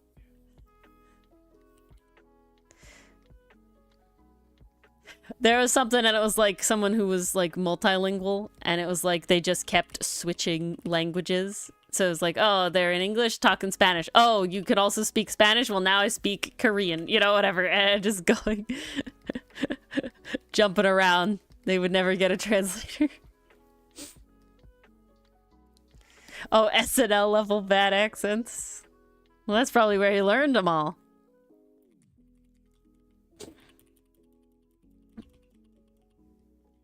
I feel like we lost the art of like good prank calls. And thus, you know, we need to refine that. Like the, oh, is your refrigerator running? Well, you better go catch it. Ooh, there you go, Zach. Are you French, Zach? Or you just know French? Sadly, Spanish is so common as like a translated thing. It's like, Oh, so are you French Canadian? Or you're just required to learn French like other Canadians? It's so wild to me thinking that, like, it's like a country. I'm so used to being like Spanish is the other big language, right? So it's always wild to me that it's like it's French. And it's like, oh, wild. However, even though Spanish is a very big language in the US, your first language was French. Neat. So you are bilingual. The envy. But yeah, you're not required to learn Spanish in the US, even though it's very common. It's really funny. I've basically like only worked with Spanish speakers for like my entire like working career. Actually, when I worked at a bakery, all the bakers, they spoke Spanish. When I was something about a fish. I see you something a fish. I don't know. Zach, it seems suspicious. I know that poisson is either poison or fish, depending on the accents, and I don't know the differences, but it's not good. I don't think fish is very romantic, and I would butcher it either way. Haha, you can't catch me. I have an approximate knowledge of many languages. And by that I mean I know like a handful of words in a lot of languages. But mainly I will admit only specifically ones. Ah, see, Mason knows. There you go. We got a lot of, I will say we have a lot of like French like as they're learning their second language sort of people. But not all of them, no. I will admit languages that have I don't even know what our alphabet's called. Not phonetic, that's not the word I want. It's from the Phoenicians, isn't it? Using like our letters, those I wouldn't be able to read as well. Right, so like Russian or, you know, like Japanese or Korean or Chinese, if you're using like the characters, I wouldn't. I'm not good at those. If you use them back into no, phonetic, oh no, Mars is gonna start. No, that's the phonetic, well, no, not the eye emoji. Is that called, no, I don't think that's called the phonetic alphabet. No, the phonetic alphabet is the thing that Mars knows. Yeah, what is this called? It's just like military alphabet. It's called something else. Alpha, Bravo, Charlie, Delta, Echo, something. Dakota. No, that's not it. It's like Kansas. No, it's Kilo for K. One of them is maybe it's Wyoming? Ah, thank you. NATO. Yeah, Mason's got it too. So you're close, Zach, with the phonetic is in there, but it's not the phonetic alphabet. That is a separate thing. Okay, I need to make this larger. Oh, I didn't realize you were such a weird number. Okay. I was more concerned than I should have been. It would be a little hard to run about on the board, especially because keyboards don't have those letters. My point is that, like, while I do know a fair amount of Japanese words, I would only know them written in, like, our alphabet and not in kanji. I know some Korean words, less, but I wouldn't know them written in Hangul. And same with Chinese words. I don't know what the Chinese alphabet is called. No, Zach, Mars did not break her microphone. Mars broke her throat.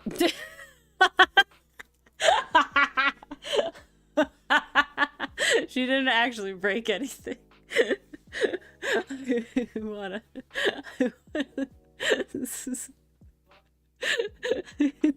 so very violent. She didn't actually break anything, I want to clarify. She broke her voice. I just played Pictionary. Well, yeah, but it's like Hangul has like is the name of the alphabet, right? Kanji is kanji the name of the alphabet? I don't know if I would even say that, Mars. I feel like most people wouldn't even know what that would even be. Okay, Ferrex, your fingers being weird. But yeah. But I honestly know a fair amount of Japanese words, but only spelled out in again, it's not called the English, the Roman alphabet. I don't know. It's called something. But Mars might catch you. It's not even anime. I will say. Well, I know a couple words from anime. The vast majority of words I know are from taking martial arts. And my father would visit Japan a lot for work, so he knows a insignificant amount of Japanese. So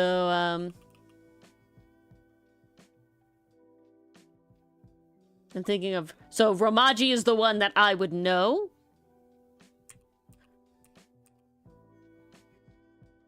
Oh, R letters used for Japanese is called Romaji. Yeah. So if you spell it in Romaji, yeah, I would probably be able to know a fair amount. But if you use kanji, yeah, I can't recognize any. I don't think I can recognize a single character.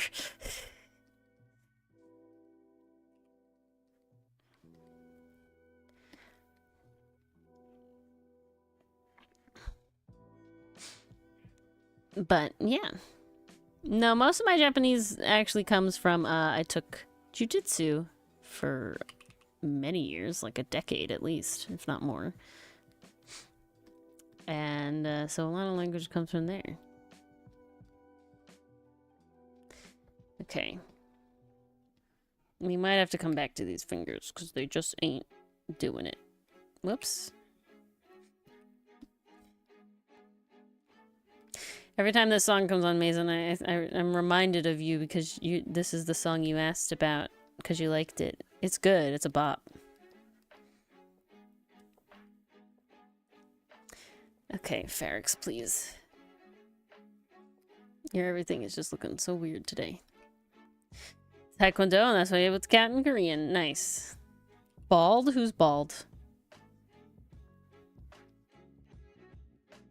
Oh, you're trying to think of more hair examples.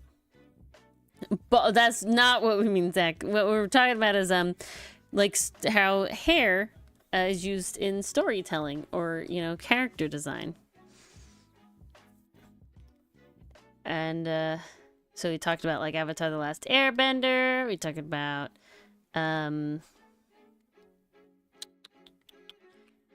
Owl House. We talked about Demon Slayer, Brave.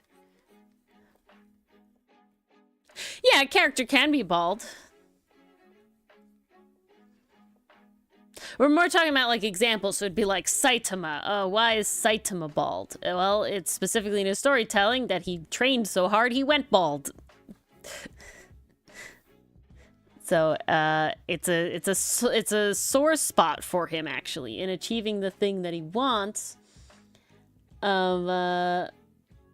lost something of moderate importance to him. He's kind of touchy on the subject. Okay, there you go. So, yeah, mental breakdowns are fairly common for the hair getting really long and shaggy vibes.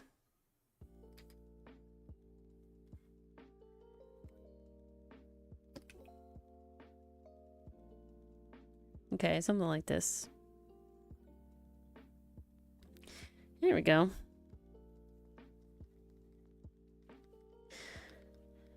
Thing is, here we got like a twist. Got the body twist. Ooh, like Azula's. Yep. Azula's especially like when she like does her whole makeup at the end. Yeah, and her hair just keeps falling out and out of place and crazy. It goes wild, wild, wild.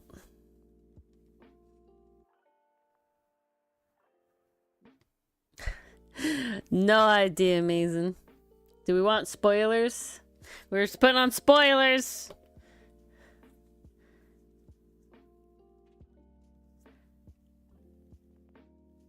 Oh, okay. Mars didn't watch the end.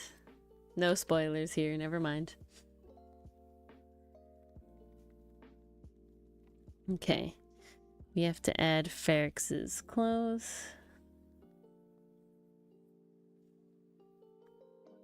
I will say the one thing about the font is the O to the L always makes my eyes first think it's a T. So it took me like a couple times for me to realize that you're typing lol and not lot. And I'm like, why does she keep typing lot? Like, why? I don't get it. But now I understand.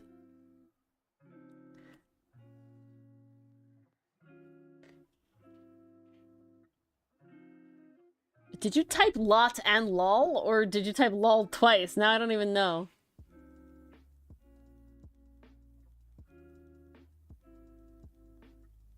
You did type lot, yeah.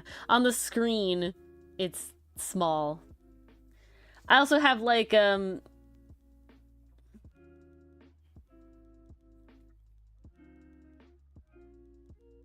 brain has died. I have my screen on like not smoothing for like text. I did that for a reason that I'm blanking on now, but oh, it was when I was having issues with the fucking like window manager thing. But yeah.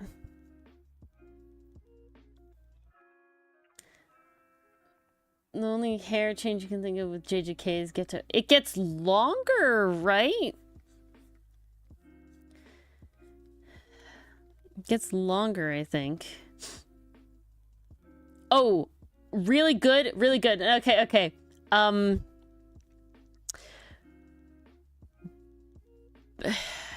don't remember how the bees go. Blood Battlefront Blockade? Is that the order of those words? Black. Yeah, Kekai Sensen. Black has, I guess, spoilers, 2 personalities. And not 2 personalities. He has an entity inside of him. But when he is himself, he has one hairstyle, and then when he is the entity, it sort of pushes it back and does the classic like I'm a cool guy now sort of hairstyle. And it's subtle, but it is Demon takes over, he like, yeah, he brushes it like back. Very classic, like I'm a cool guy, like the bangs come back and everything. And so it is, that's another sort of way to talk about it, to show a difference, right? To show visually that this character is one way or the other. Yep, Yuji is another one. Yep, when Sukuna takes over, it's different. Then when he's Yuji, it's the brushed back, yeah, blown back. That's the evil side. Honestly, ooh, now I'm trying to think about it. I'm gonna unspoilers. Roy Mustang. I am blanking on Roy Mustang's hair change. I'm gonna have to look this up. Young man to Colonel. Okay, hold on. Let's Roy Mustang. I mean, he's my boy, but I'm upset that I'm blanking on how this hair changes. Am I bad? They all look the same.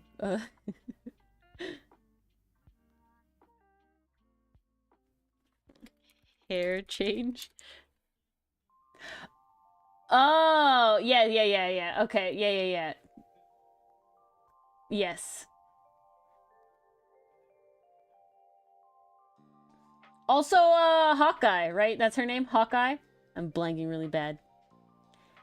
Yeah, Riza. She gets, her hair thing going on too, which is very good. I just realized that, Riza has, the same hair as, Ears! Hello! Nice dichotomy. Riza has the same hair as Adrian Andrews. Ooh! Okay, that's a good one! That's a good one! Cat Noir and Adrian Agreste. This one's really fun to me. So this is Chat Noir. Adrian Agreste. Thank you. So you can see here the difference. When he's his normal self, he has a very stylish, fashion forward hairstyle, right? His dad's a fashion guy, you know, he's a model, very classic, like, you know, young sort of model hair. Yeah, exactly, model hair, 100%. Very, very, like, fashion forward. Very, this is the times, right? This is what we're doing. This is the hair that, like, the popular guy has. Then he comes Cat Noir, and it's all messy in his face. It's just everywhere. It comes down, he's got bangs. It's kind of a middle part. The part changes, guys. The part, side part, middle part. That's a big deal. Sticks out, you know, it comes in his face. Beautiful. Yeah. Very put together, very perfect, very swooshed, very purposeful, this sort of thing. And, but then we have, oh, he's letting the personality come through, but he's still him, right? Well, this is a facet of his personality. This is not a separate entity, but this is I'm going to school and I'm a good kid and I care about what my father thinks about me and I like friends and I still stick up for people and all those, blah. But now I get the fun side and the fun stuff and everything like that. The distinct eyes are doing a lot of the work. Definitely. This one I also find that you can very much benefits from having a transformation. You watch this guy turn into this guy, and so your brain sort of just overlaps them together. If I was just to show you this character and then this character, I would totally get if you're like, oh, are they the same or are they just related? Because the hair is like even darker here than here, these sort of things. But watching a transformation really puts you in the mindset of these two are the same characters. I need to look up this person, Mason.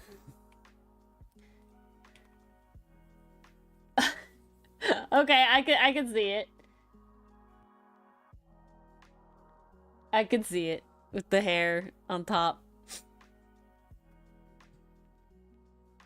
I can see it. Oh, it's the same VA.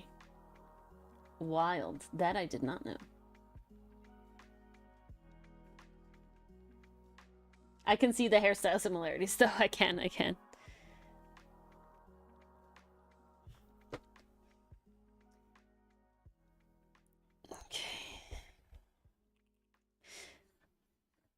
But, yeah, so those are other ways hair conveys.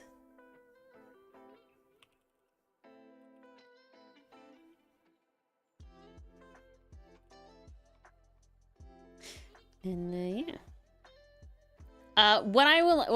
So something I'm gonna have fun with is our characters. Some of them will have hairstyle changes up, but not like necessarily, you know, like permanent ones and things.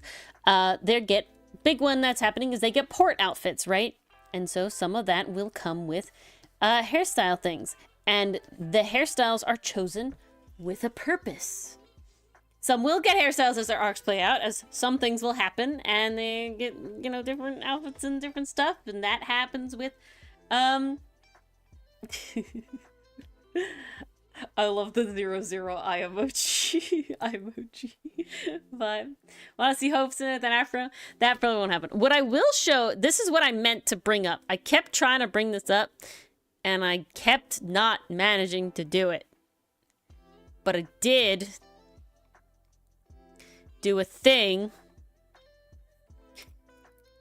There's like a hairstyles meme, and it's old, so I don't guarantee any quality here. We're checking. It's gay too, so you know, we're here. But I did the hairstyle meme. So, God, this art is so old, man. Man, wow. I'm still drawing. Wow. Alright, very old. Point is that we have, look, ponytail, just fun little things. If I had the time, I would redo this, but geez. Very old. He's upset he's spaghetti with the bun, I wonder why. Okay. God. 50. Yeah, they're so young. They look so young.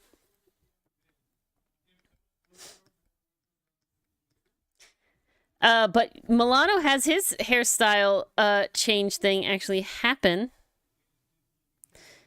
I don't know if it happens with sound in this or not. Oh, it does. Okay. Hold on.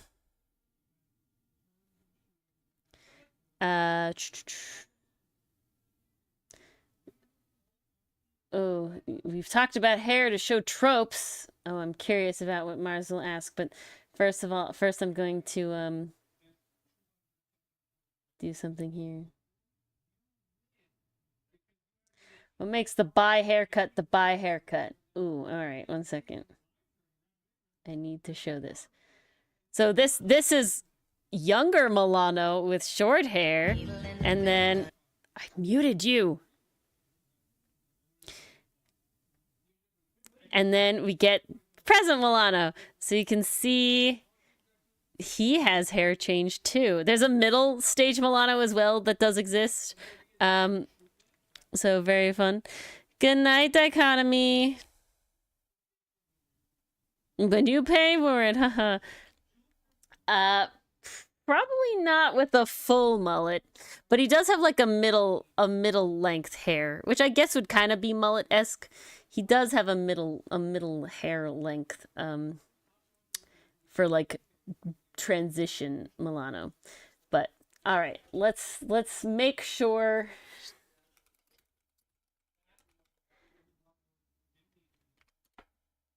I'm aware. Yeah, okay. It's the sort of like mid bob level.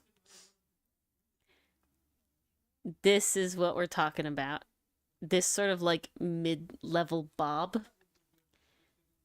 I think that main things is that yep, that's the one. Business in the front, party in the back, indeed. I think the big thing here is the tone of all the characters, right?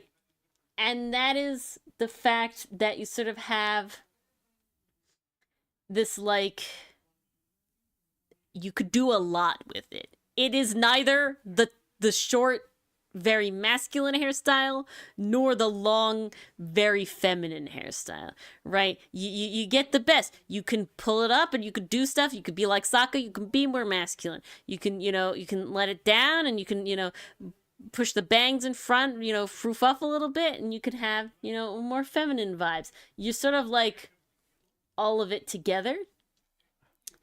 And I think that that's what makes it so bisexual coded, is the fact that it's like, we're good for, yeah, exactly. It's the possibilities. It's this, but on top of that, it is very, very close. Shit, I have the bisexual haircut. No, it's not exactly that, but my hair is very similar. No, but I think the big thing is it's also in this like awkward middle area, right? There's always this like, there's this length of hair that is kind of like a little odd and a little, just a little like, it's a little not long enough and it's a little not short enough. And it's kind of in this weird middle stage where you can kind of put it up sometimes, but you can't do it all as well. So you're like towing the line, right? That makes sense. So I feel like it's a very transitionally cut, right? It's a very transitional cut. And so when you're in the transitional cut, you're on both sides of the line. You're the purple in the middle of the pink and the blue. And that's why it's the bi haircut. That's my theory, at least. Is this enthuse? It's not enthuse, but enthusiangst.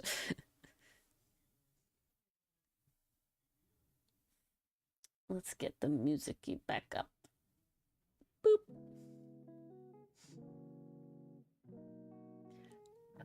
Oh, excuse me. But yeah, so I think it's very much the middle groundy area. I have no things. Yeah, I didn't realize my hair is definitely in that length.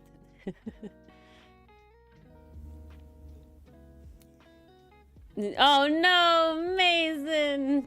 Don't say that. And the genre can change if your characters.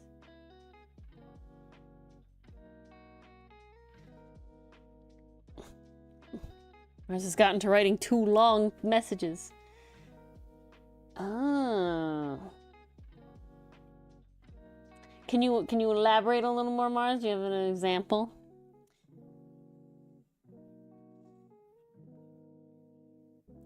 Ah, I see. Those arcs. It is very simple. You could also see it with The Simpsons, right? No Simpsons character gets permanent hair changes. They might have like, you know, bits. You might see their like older selves, but it's not a permanent thing. Yeah, but the episode, by the time we're done with the episode, it's back. You know, it's back.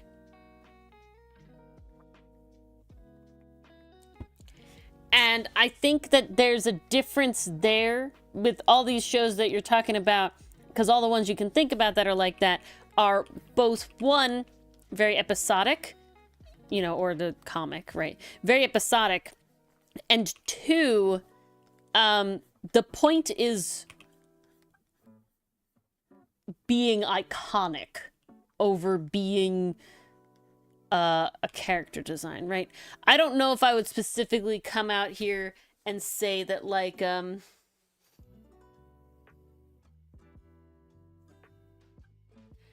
is true. That is very true.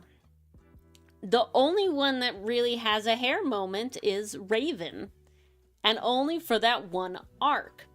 And I think that that's, yeah, and it goes back to the short thing. I think that they use hair in that very good, because in my recollection of how this goes is the fact that Raven's short hair is what she wants, right? Raven's short hair is what she wants, and when it grows out, it's against her will that it continues to be long. It is against what she wants. And so coming back to the short hair at the end does not feel like a regression to the mean, right? It feels like she finally is getting what she wants again. Yeah, exactly. It's long when she's dealing with her dad. If she finally gets what she wants, she finally wins, so she gets the short hair again. I don't think that it's necessarily better to be iconic, but I think there is an argument for it. I think that Atla, right, Avatar: The Last Airbender, does it in a way where Sokka's hair doesn't change enough, where it is specifically egregious, if that makes sense, right? You can go unnoticed. You can not think about it. It's very subtle. Versus, say, when Aang has his hair growth because he was unconscious for a while and he's like kind of lost himself for a little bit there. We get back to the Aang that we see, right? The bald Aang. That's what he is. That's what he wants to be. He's like confident in himself there. The having the hair is like a lapse in like losing himself. And Zuko has the most, I think, screen time as long hair Zuko. He also has the eye scar, which is very iconic for his character design. But like, if you sit here and you're like, oh, what does Zuko look like? I would draw him with the shaggy hair. That's what Zuko looks like, right? That is how he looks. And so I think it's important to balance it in the iconic sort of thing. We do rarely see Superman change hairstyles, but we do specifically see he has a tiny little hairstyle change between Clark Kent and Superman. But also, I would say that Superman overall is a relatively unchanging character. While he may have growth, his innate core... Ooh, okay. I'm cracking the code. And the code is having character growth that you just learn. And having character growth that changes how you fundamentally are. Right? And you have these levels of the thing. Ooh, Thor does it too. This is true. But like, let's go into the Teen Titans. Right? Robin has a lot of character growth. But always deep down, Robin has his goals and his desires and fundamental unchanging. He changes how he goes about them. Right? Changes how he goes about there. The hair is played for laughs, but it is part of it. You know? Yeah. He loses even his hair. He feels identityless and everything like that. So you have Raven, right? Raven knows what she wants to be, but feels trapped by what she is destined to be. And so when we get past the destiny bit, she gets to be what she always wanted and tried to be, herself. Okay? You see moments with Starfire wearing like headdresses and stuff, but Starfire is unapologetically herself 90% of the time. And it's the times when she's not unapologetically herself that we have weird hairstyle things. Right? Very, very specific there. So versus Zuko has to fundamentally, literally find himself because he never knew himself, right? We meet Zuko originally with original Zuko hairstyle, and he is nothing like the person that he really was meant to be. Thank you, outside car things. He's a mess. He is only what he was told to be. He has no sense of self. He has one goal, and it is to be loved by his father. He doesn't know who he is, what he likes, what he wants to do, what he wants to be. That's his whole arc. When he loses that drive to get back into the Fire Nation, he literally is a shell that loses his firebending. He loses all this stuff. He has to figure out what he actually wants, right? And that's a big thing with people of like trauma and people of like people pleasing and all these sort of things, is not knowing what you actually like. And that's shown very well in Zuko. And so him having this great big hair change throughout a time is in correlation with him fully changing from being something very different than what he ends up with. Versus Sokka, well, Sokka certainly has an identity, not an identity. He certainly has, like, as deep down in his core, like, these misogynistic views, right? That's a large part of him. It is not who he is fundamentally, right? It is a large, like, he needs to change it. Yeah, the writers and the artists were very closely. He needs to change it. Sokka dies? I don't know what you're gonna say. But oh, Sokka dis dick, something like that. Suck a dick. There you go. I got it. Yeah. I got there. Yeah, I got there. But well, so Sokka has a relatively, compared to Zuko, small change. His goal was always there. He wants to become a warrior. He wants to become, you know, at the beginning, a man, right? This is his duty. He wants to protect his family, his friends, you know, all this sort of stuff. But he realizes, he gets to learn that, like, women can also be just as good, and all this sort of stuff. You know, yeah, he's just gotta learn and unlearn first. But he never loses that goal to protect his family and his friends, right? Like, that is all, he's always that. And that's why he has this weird view, and he gets to realize that, like, no, you know, his sister can fend for herself. He doesn't need him 100%. And he has that sort of, like, moment where he's like, I feel kind of useless being not a bender and whatever. But that's not a fundamental change in him. That's him losing himself for a minute and then re-finding himself, that just because, like, my friends are powerful and can fight for themselves doesn't mean that I'm useless, right? He has that whole character arc sort of thing. So I think those are the big differences in how the big hair stuff happens, right? And that's the big differences in between like a permanent, quote unquote, like obviously nothing, well, not nothing, but most things with hair aren't permanent, right? It grows back, you can style it differently, you know. Obviously going bald as like a genetic, you know, aging thing, or having like, you know, alopecia or something, you know, you can't really change that. But point still stands is the fact that, like, in characters, you know, having a more quote-unquote permanent hair change, or a much larger hair change that really, because Sokka's silhouette never changes, right?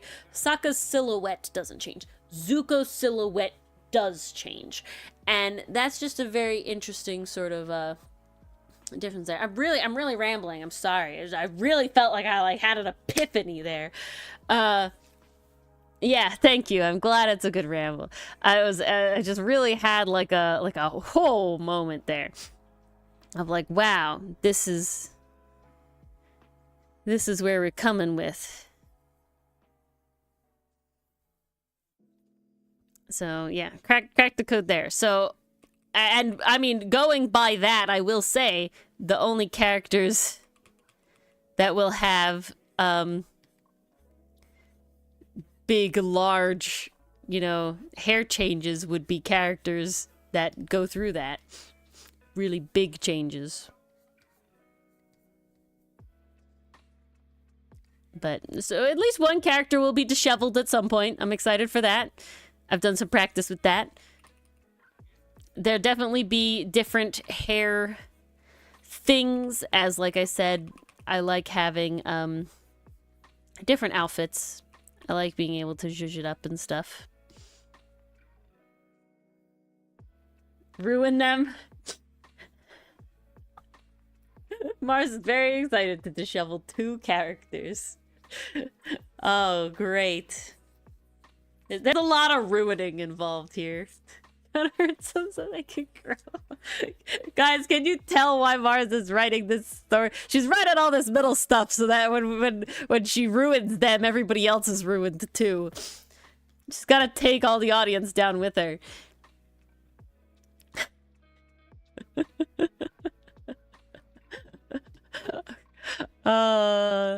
The board has a certain charm to it. Not gonna lie, it definitely does. The cat movies. It's just normal writer things. I mean, I will say I did specifically take time and effort to suss out how one of the 2 characters will be disheveled. I haven't disheveled the one character, but the other one, I very much had him have moments, and Mars was like, yeah, we can't, this is spoilers, you can't show this. And I was like, all right, well, future. Emotional damage. Emotional damage.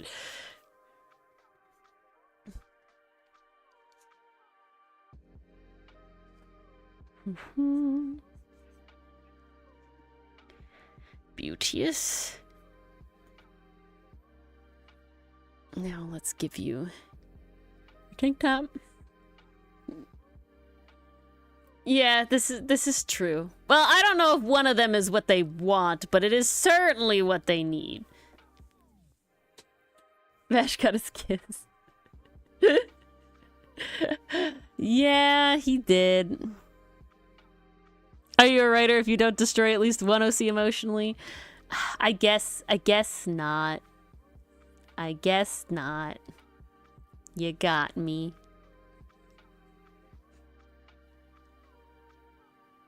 All right. We got Ferrix. I will say Sinnet and Aster are gonna be the toughest because they didn't have a ton of shape going into them. He's so bad. Sid has no major trauma, but Addie is paying the price. Oof.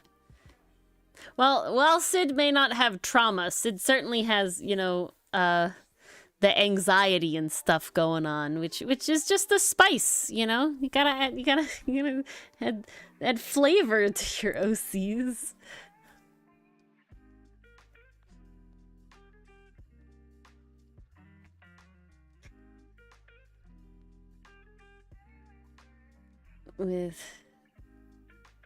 Yep.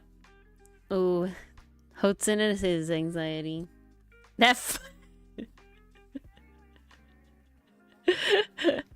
Yeah, well,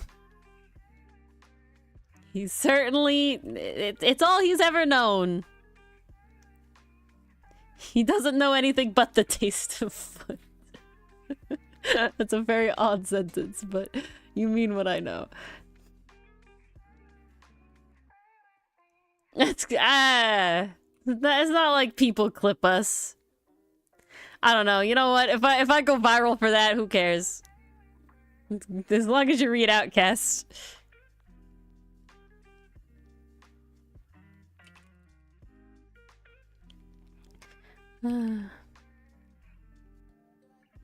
Give him a little smile. Oh. Little smile. Aster. Look at the boy. All right.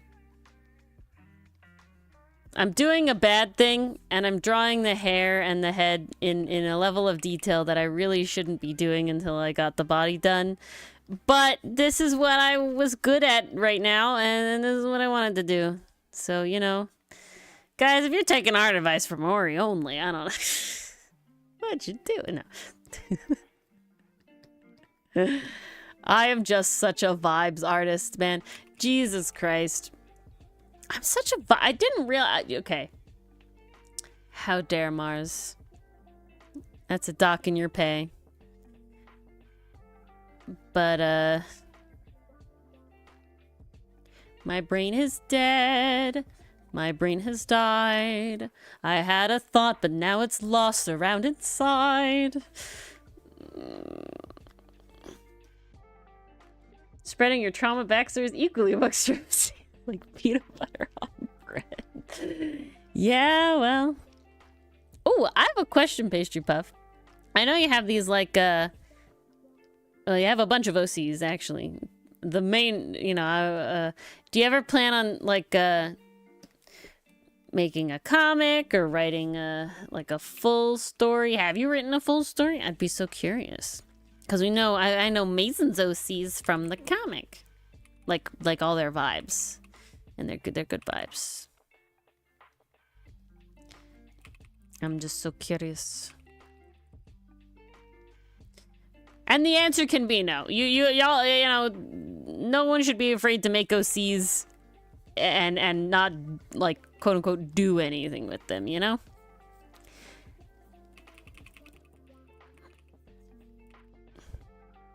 I will say, me personally, I'm definitely like, I want to get attached. I very want to get attached. So I'm like, oh, if I draw something, I want it to be like super good and attached. Ooh. Okay, I will say, Pastry Puff, out of all the OCs that I can think about from you, I think Pepper's my favorite. I just really, really like the, like, vibes, right? The idea of, like, oh, this is like a person who basically I personally really enjoy this person didn't want to be the magical girl or the chosen one or whatever, you know? I love Sid Mason a lot. I really like how she's acted so far. I really like how you draw her, like, anxiety attacks, which is a very odd thing to say, but, you know, artists, come on. Like, I love drawing Hoatson's anxiety attacks. So I think Sid is my favorite. I loved how she got to talk with Melvin and they were having a fun time. So I think Sid's my favorite. I don't feel like I know too much about Addie yet. You know, same with Melvin, but Sid's the vibe, I feel like. Yeah, I feel like Sid's my vibe. Oh, Mars got inside knowledge. See, I don't have this inside knowledge. I have to read the comic.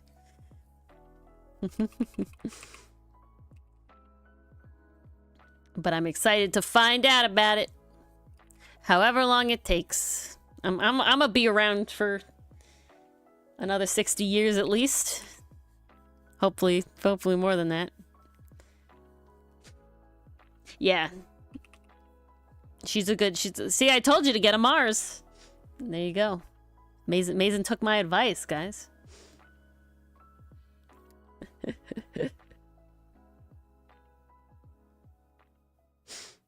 Yeah, really. She really did. Hello, Aster, and your slouch that makes you... Everyone's like, oh, Aster's not that tall. Nah, this boy a tower. Jesus. He's always hunched.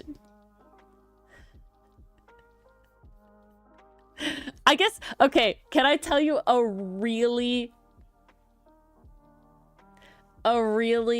specific thing is why I make Aster hunched? It's really, really specific. I have a cousin, and honestly, I don't know what her actual height is. I have two cousins that are older than me. So, okay, Ori lore for a second. Ori's mom has two siblings.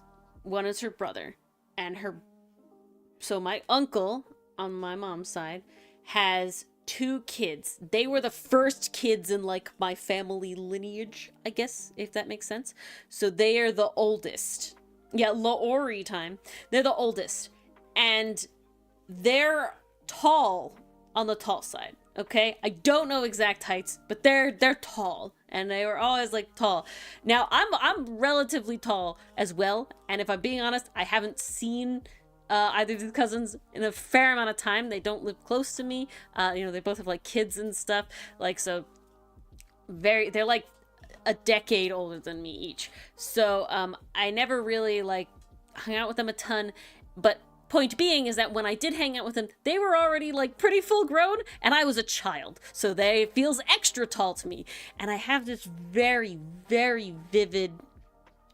It's lore time. That's what it is. Laori. But so in my head, they are, like, very, very tall people. I don't know exactly. I don't know exactly how tall that would be, and even if they are that much taller now. But point being is that my cousin, she would always slouch because she didn't want to be so tall compared to her peers. She was very self-conscious about it. And I remember my mother always being like, you know, oh, Ori's cousin Ori, don't slouch so much, you know, stand up straight, stand up nice, all this sort of stuff. So it's very much in my brain of, like, a tall people slouch to not take up space. And so that is, like, very Aster vibes in my head, is very, like, I'm self-conscious about my height in the scenarios. So, like,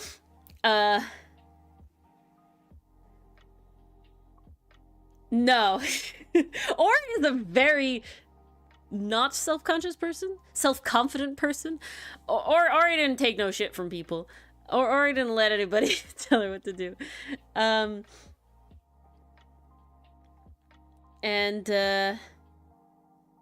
yeah, Dylan's also the, or he did no jujutsu. Dylan also is the shorter.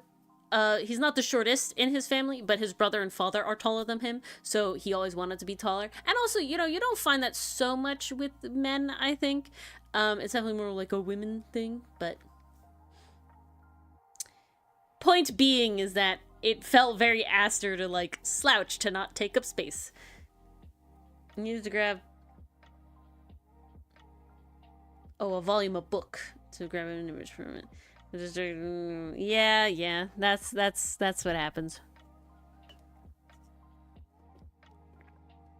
Yeah, and Mars, it's extra like noticeable here, I think, for two reasons. One, a lot of the times when we see full Aster, he's like doing the stare, so we're usually looking up at him because we're looking at the perspective of the person underneath him that he's glaring at. And then the other reason I think is we just don't see full Aster very much.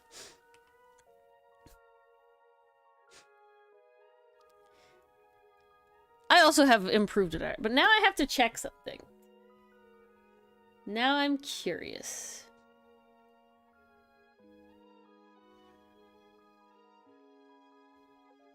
No, not that one. This one.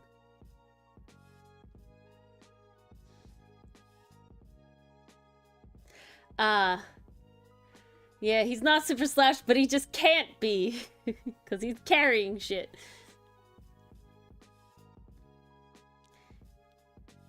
He's honestly constantly in positions where he literally wouldn't be slouching. Because imagine carrying a log on your shoulder and slouching. That just don't work, man. That just don't work. Oh, you think it's the feathers?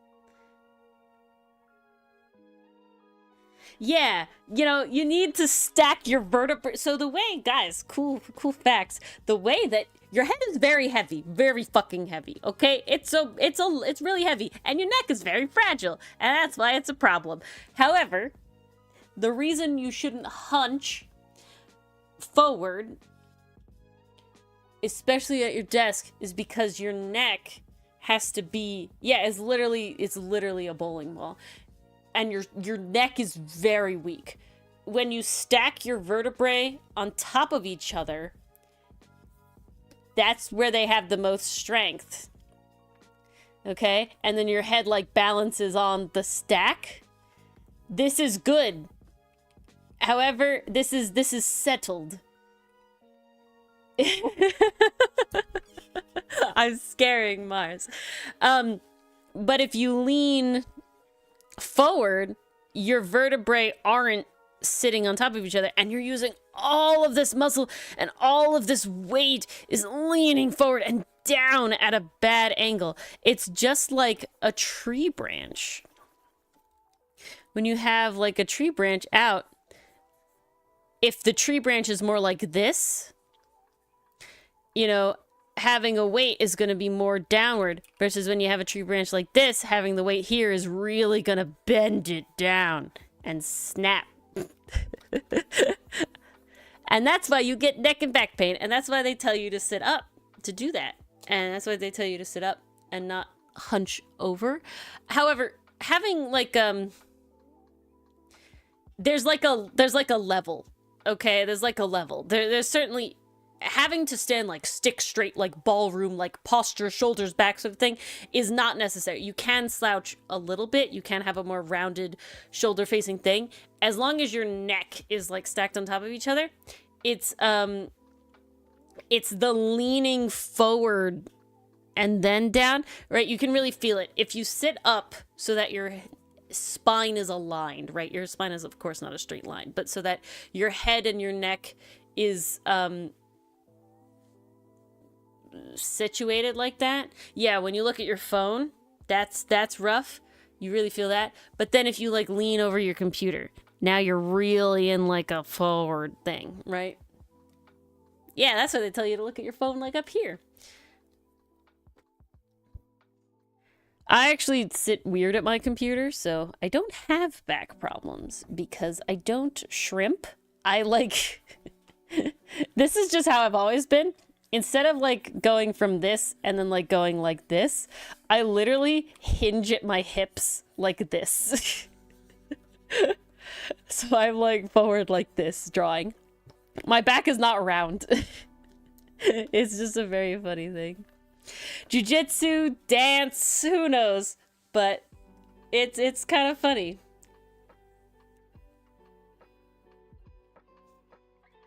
Also, guys, pro tip. If you are spending a lot of time at a computer for any reason, work, play, art, whatever, invest in a good chair and not a gaming chair. Invest in an actual office chair. Okay? Because I got this chair 2 years ago. Something like that, 2 years ago.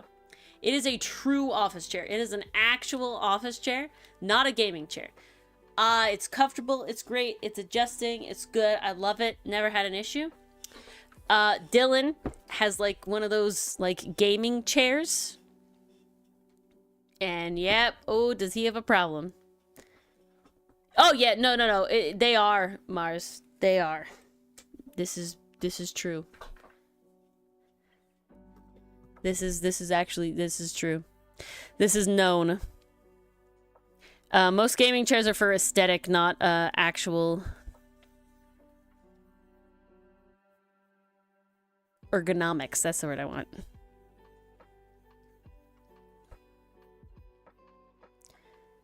Okay. Maybe I did shrimp you a little too much, Aster. Let's fix it. Oh!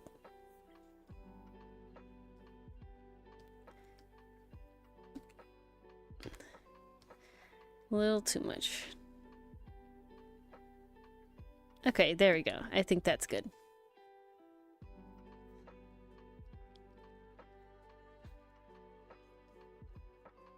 Because the thing is, we gotta make them run. Everybody's gotta be running a little bit. That's the concern here. Whoop! That's what's the problem.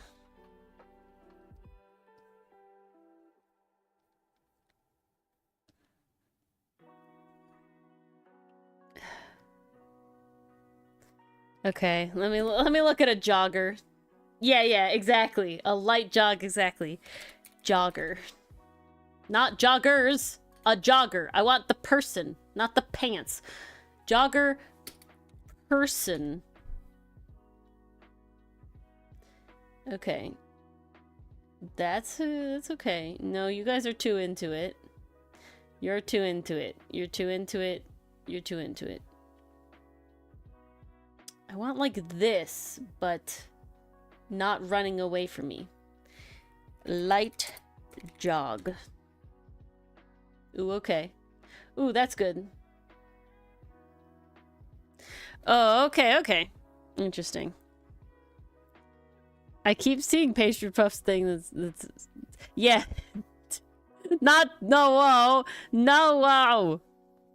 Oh god. I am not ready for the chaos that is about to happen on Friday. I'm not ready. Yeah, I'm not ready. I'm not prepared.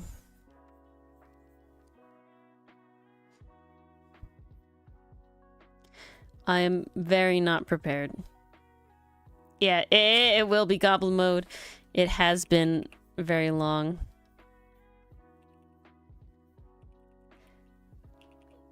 See, the problem is translating this into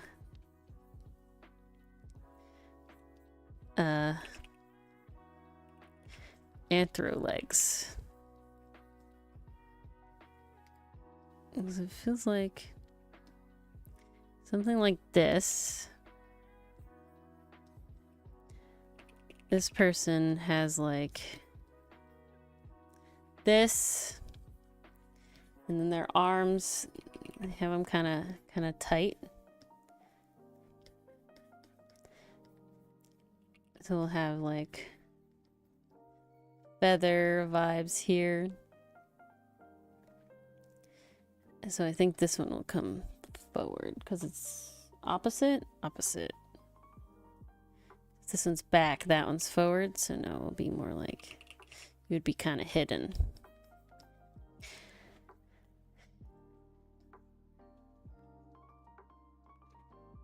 I think you're right, Mars. I think I made him overall a little too slouchy. Any more hairstyles?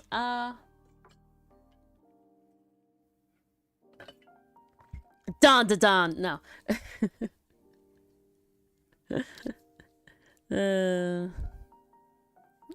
Yeah, technically.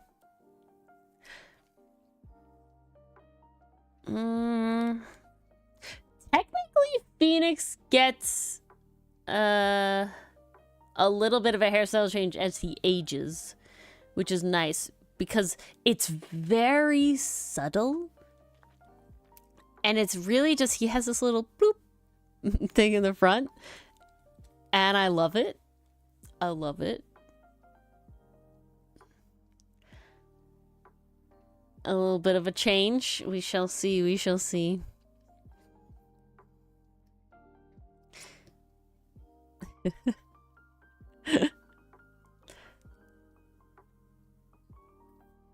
Aster in a light jog is kind of funny. Not gonna lie, not gonna lie.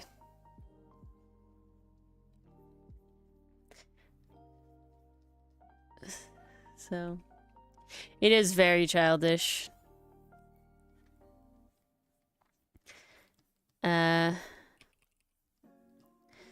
Maya's hasn't. See, and that's the other thing, especially when across games, even if like your characters age up, it's a trade-off. I think Emma has had the most like character change in iterations. Cause she had like a whole new thing go on. Yeah, but she is a hat though, which is, you know, I don't know. Hat kind of goes in with hairstyle, wouldn't you think? It does give detective. It does give detective.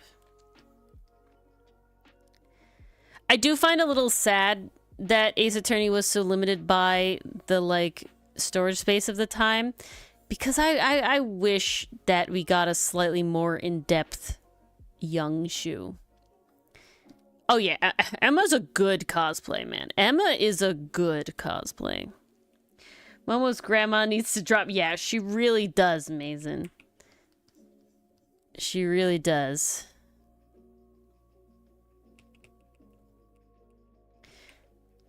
Okay, why are you not healing it, Aster?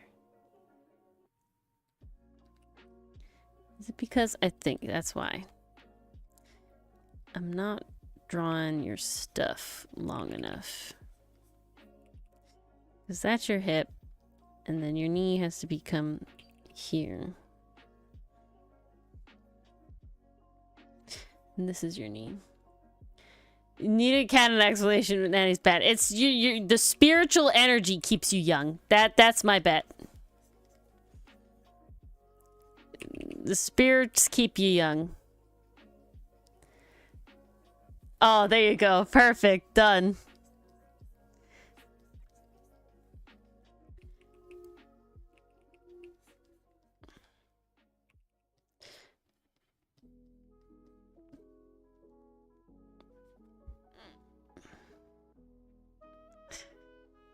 I don't like it. I might just walk. It's kind of weird. It's kind of odd. Ooh, closet cosplay.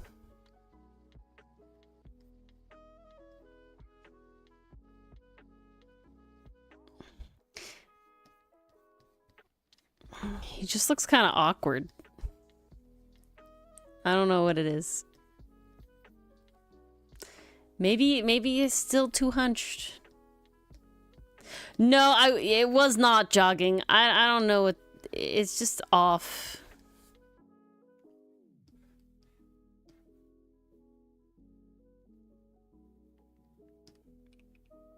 Oops.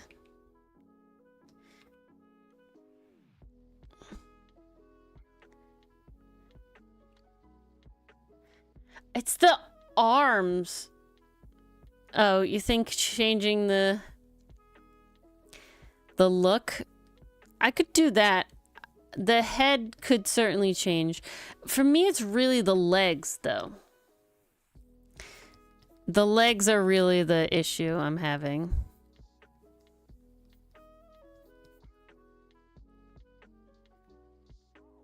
Good night, Mason.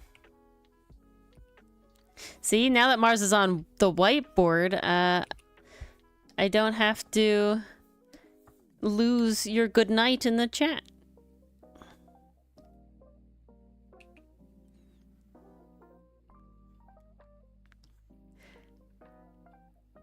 Okay, I'm sorry. I'm still gonna toot my own horn about the whiteboard. It's just so good.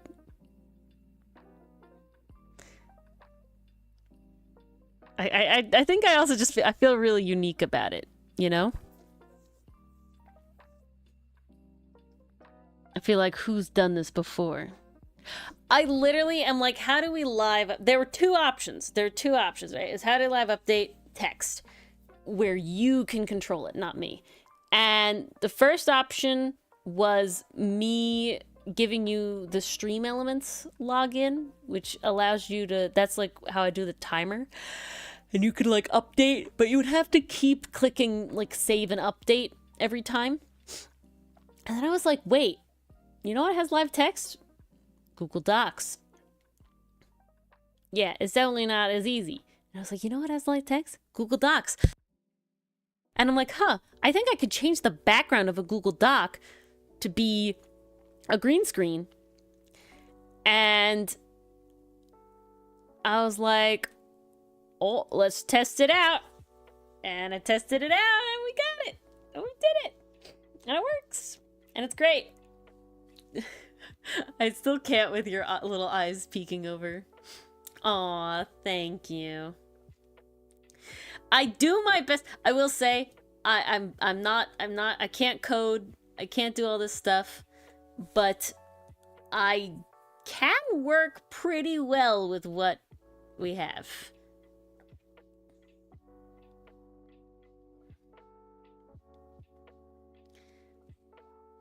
I can MacGyver shit. Yeah, that's what really it all comes down to, huh?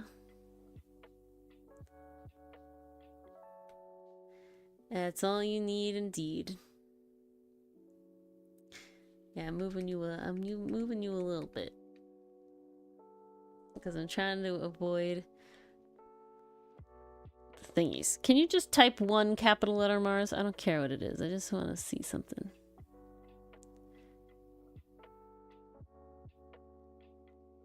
Ooh, nope, too far. Okay, there. All right, that should be better. The thing shouldn't come up as much now. Okay, still shows a little bit. Just when you're not typing, there's like a little update things that comes up at the top, and I was just trying to, yeah, the little box stuff. Exactly, yeah. I was just trying to remove it as much as possible, so it's less noticeable now. Yeah, no, I just knew there was a gap, so I tried to make it as little noticeable as possible. So, that's the whole thing. Yeah, it's only a little noticeable now. Honestly, if I really wanted to, I could like add something to the top of your whiteboard to cut it out, but I won't.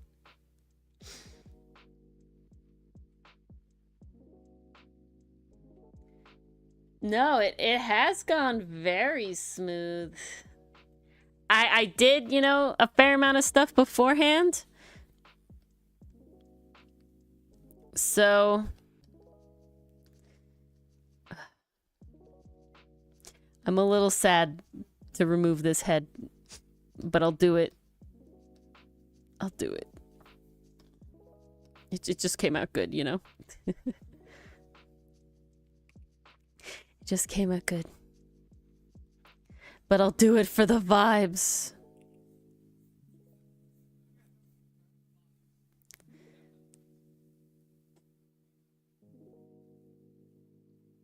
Is winning the poll? That's when I didn't get to finish. Just to check how much of... Okay. I'm gonna say what I remember because honestly Mars is not in a position to say a lot about it. But I'm an enabler for voting Chrono Cross. I want it! You know who I want! But why? It's for Shulk, right? I'm not screwing myself over, right? Chrono Cross. It has Shulk, right? Or one of them does?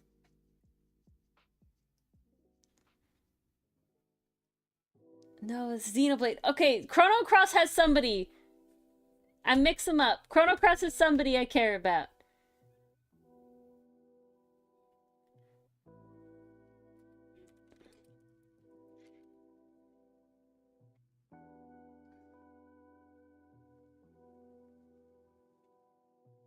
I know there's one.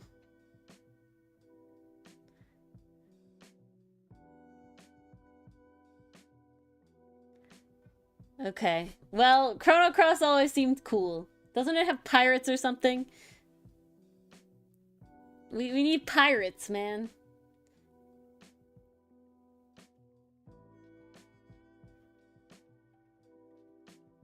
Yeah, there's a port. See? Pirates. I think there's pirates. I don't know. It seems fun. I know about Ori and the other ones that I've already blanked on. You gotta play a game I don't know about it. Okami is the one with the nine-tailed fox, right?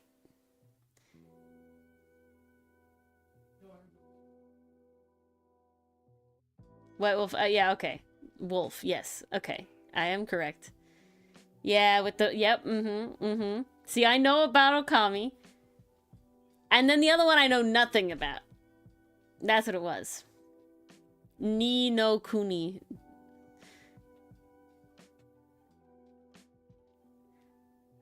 Oh, yeah, I know nothing about that game.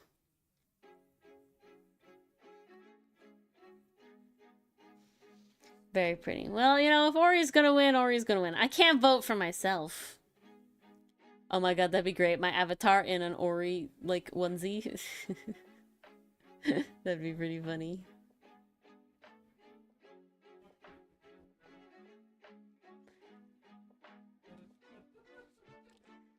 Okay, back to Pastry Puff's question.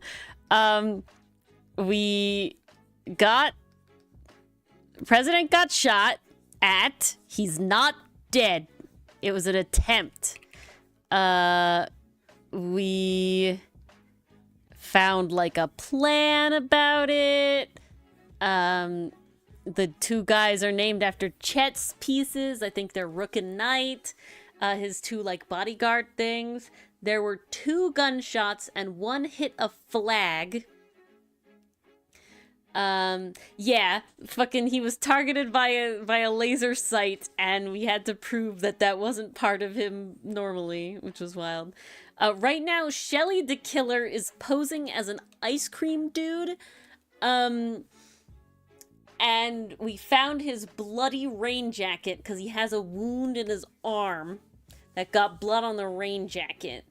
And he shed it at some point. The rain jacket guy is sussy. No, we don't still think that Tabby did it. We're pretty fucking sure that the killer did it. His name is John Doe and he's an ice cream boy. And I'm pretty sure we're in the middle of the second half of, like, arguing with him. Yeah, all the first cases are very obvious who the killer is. So, well, I guess it wasn't obvious that Portsman was the killer, was it? I'm blanking. Maybe it was. Pastry Puff, I don't... Did they show that it was Portsman right away? I feel like they might have.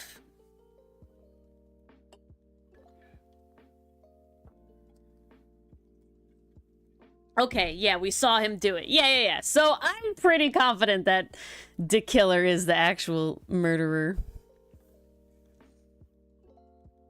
They're all specifically obvious. Yeah, we had a whole cutscene. I just couldn't remember if the picture of him with the gun was from before we like solved it, or like in the like, oh, this is how it happened. So yeah, all the first case murderers are obvious. So I'm pretty confident that the killer is the one.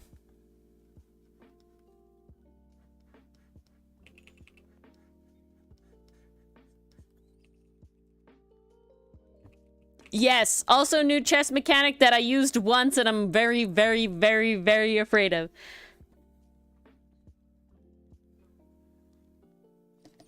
You're very scared of chess mechanic. Mars is trying to tell me it isn't as scary as I thought. It is. It is scary. We only did it once. The tutorial once.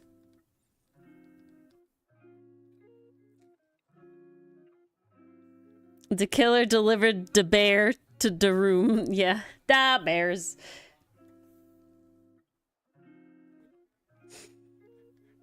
God, I gotta get back into watching that.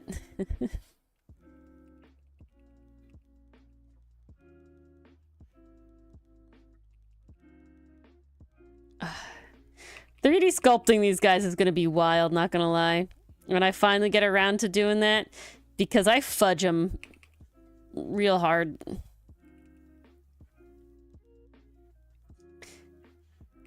In their character design. I love when anything has bloopers. No Evil has like a new outtakes episode, and I need to watch it. I need to listen to it. They always crack me up so hard. I have like rewatched the bloopers multiple times. Like obviously when they did it with Toy Story, that was like above and beyond. But I like how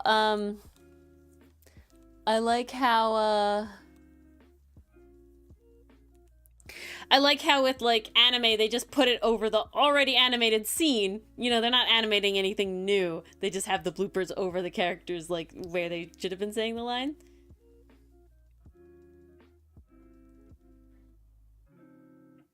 Yes, I do. They're great. They're epic as hell. They were so good. Honestly, I think Pixar bloopers is a big, like, reason that there's so many, like, actors, AUs of your own characters, even though they're always 2D characters, right? And then you're making them, like, actors. It was so good. Yeah, exactly. Real, right? But I totally understand why they don't do it, because animation is expensive. I get it. Oh yeah, Mars and I just watched an interesting episode of, what was it, The Round Table? That was about why like animation quality decreases over like shows sometimes and all those sort of things, and not like full art direction changes like Jake Long American Dragon, which I will never forgive. I will never forgive them for fucking that up so bad. The new art direction was just no. But you know, for just general like decrease in quality sometimes. And it was very interesting. And it talked about storyboards having to be like full on like basically keyframes and stuff, and it's like the use of the word animatic really has been warped because oh my god, Pastry Puff, I don't think I mentioned this to you. Have you listened to Epic the Musical yet? I can't remember who has and who hasn't. But either way, I'm making a playlist of all the released songs and what is considered my favorite animatic that goes along with them. And there's this one artist. Okay, you haven't. So Pastry Puff, I'm making a playlist that has all the songs with animatics to them, so we can watch them, and you can watch them, and then it'll get you to listen to it and do it because it's a visual thing. And it'll be great. Mason has to watch it. I have to get Dylan to watch it. Lots of people have to watch it. Okay, it'll be great. Top tier. You'll get to watch all these lovely, gorgeous artists animating this sort of stuff and making animatics. There's one artist. Their name is Neil Animations. Neil Illustrations, something like that. And the animatics, again, in heavy fucking air quotes, are insane. And I feel like part of me is like, not even just the amount of time. One, they're obviously not fully rendered, but they are like clean. And two, there is a lot of movement, like a lot of frames movement. And it's like, that's not an animatic anymore, babes. That's a rough animation. You know, like we need to change the problem. So, yeah.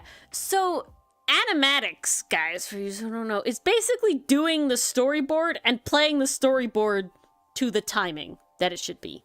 Okay? Yeah. So an animatic is you take a storyboard and you just put it in the timing with, say, the voice acting and the music or whatever, and there's honestly very little movement in original storyboards, and there's a lot of like notes and stuff. And, you know, that show, like, oh, it's like zoom in, zoom out, whatever, like move up, tilt up, look left, whatever. Like, there's a bunch of, like, little notes and stuff on it, and they're great.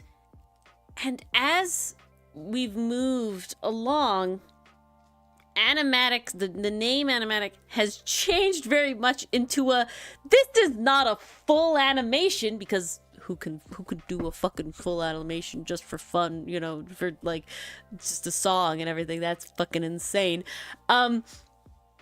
So here it is. And so an Animini. I love that. I love that. Yeah. And see, but Pastry Puff, and the reason, well, yes, that is definitely what it's lit. I love Animini. How do I blow up enough to make Animini a thing? How the fuck do I blow up to make Animini a thing? Because I do not count what I did for Milano with Fee Fi Fo Fum. That's a full animation. I gotta tell, that's an animation, and I will accept no notes. That is a fucking full animation. Does it have shading and does it have shading? Literally, technically, no, not full shading, and I don't care. That is a full fucking animation, because not all animation has shading. A lot of 2D animation does not have shading, like Gumball and shit. Full animation. I would say the like pencil, the like what do you do with the pencil? That's an Animini. Just post about it on social media. I'm just not big enough on social media. But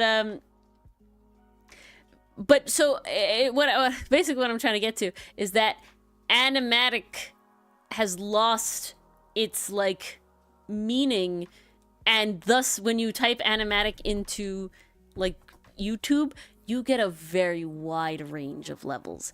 And I, at least personally, and I think this happens in a lot of cases, you can feel like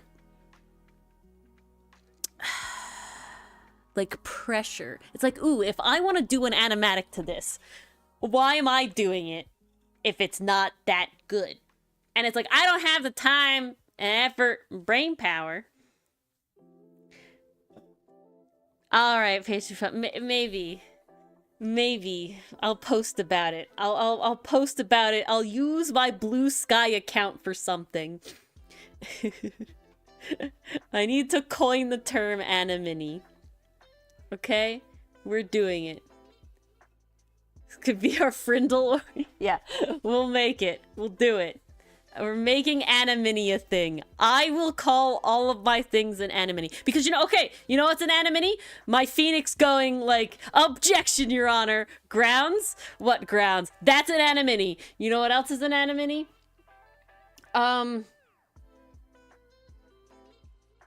Basically all my, like, all my Ace Attorney things.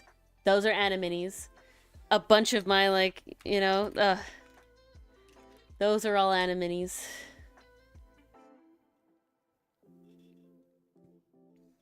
I did read it, Mars. I only vaguely remember it.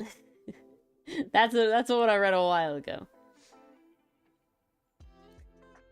But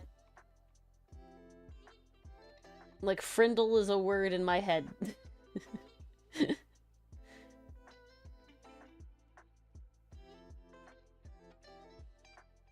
My brain has died.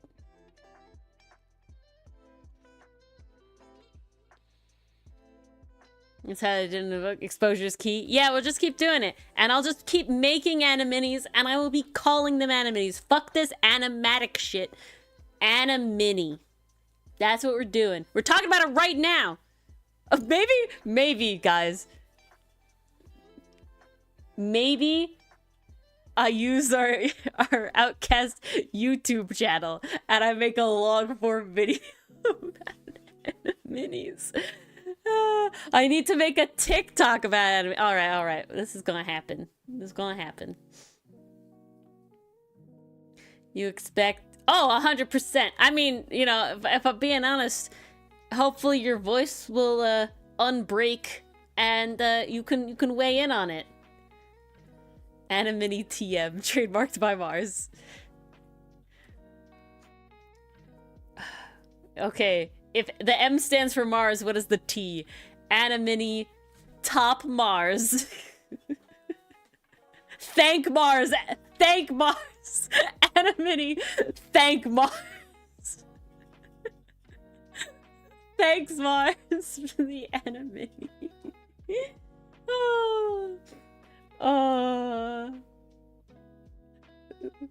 Second is fine. Thank Mars. Your ace concern. I meant top tier, okay? I'm sorry. I'm so ace that I didn't even think about that. I'm trumping your ace card. No topic happening. I mean... Is it bad? Is it bad? It's really bad. I'm really bad. I had like a thing in my head and I'm like, where are our Outcast characters on like the line from like bottom to top? And then there's like a scale. Because Mulatto is the toppest top. No, Mulatto's the toppest top. I accept nothing else. I accept nothing else. We have the toppest top and the bottomest bottom, and this is everybody else is in between. I'm sorry.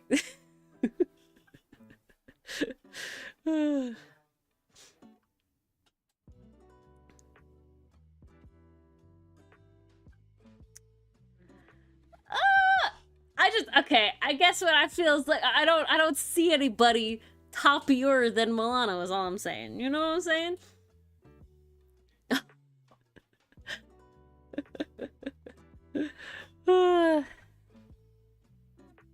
I guess there's like top and bottom is such like a tough, because the real words of it is like it doesn't fully work, because technically by the special definition it would only like certain relationships you don't get a choice. Does that make sense? I don't want to get into it.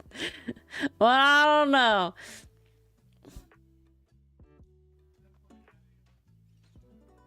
Okay, Aster. Well, your first head was good. This head is decent. Oh, there's nothing on here. What time is it? It's already 11. Oh my goodness. All right, I'm gonna go make a Blue Sky post, and I'm gonna make a Threads post, an Instagram Threads post. That's what I'm gonna do. Hey guys, but look, I got further. We got Ferrix, we got Milano. Yes, thank you, Pastry. We're all on time. We're all looking at the time. We talked topic, we did promo art, we talked random stuff, such is life. But thank you all for coming, for hanging out, for enjoying Mars's, interesting... Wow, it was projected. We coined a new term. Great. All right, I'm going to go post on Blue Sky and Instagram Threads, and I'm going to make videos about it later.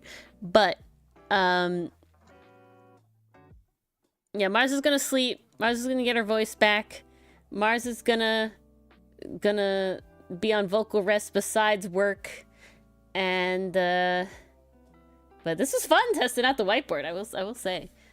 Sadly, when I switch to the ending, we won't have Mars whiteboard. So yeah, I'm very, very happy with the whiteboard. I'm very happy where we've gone with the whiteboard. So thank you all for coming. I'm glad. I mean, it'll get used, Mars. There's no question. I put in the effort because I know it'll keep happening. You know what I'm saying? You know what I'm saying.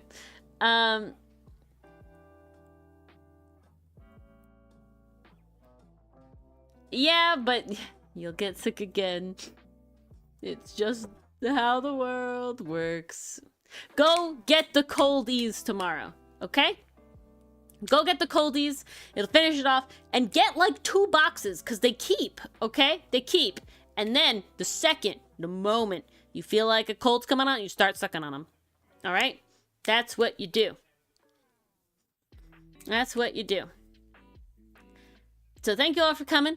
Thursday we'll have making time, and we're doing, is it? I don't even know what it is. Hold on. Oh no, I'm sorry. We don't have stream on Thursday. It's Thanksgiving. My apologies. We do not have stream on Thursday. It's American Thanksgiving. So enjoy it with your family if you're celebrating. I'm sorry, we are American. My apologies. My apologies. I completely blurbed on that one. Yes, so next time we will see you Friday for Ace Attorney. Sadly, we're American. We don't have stream on Thursday. We're American. Sadly, we're American. But we still have many things to give thanks. And even in these trying times, this is the time to really, be with your friends, be with your family, make connections, talk with your neighbor, go on a walk, chat with that person whose dog is cute. Just friendly, it has no ulterior motives. Just be friends. And, this is the time for that. So thank you all for coming. And we'll see you lovely, lovely folks on Friday for Ace Attorney. All right, guys. Good night.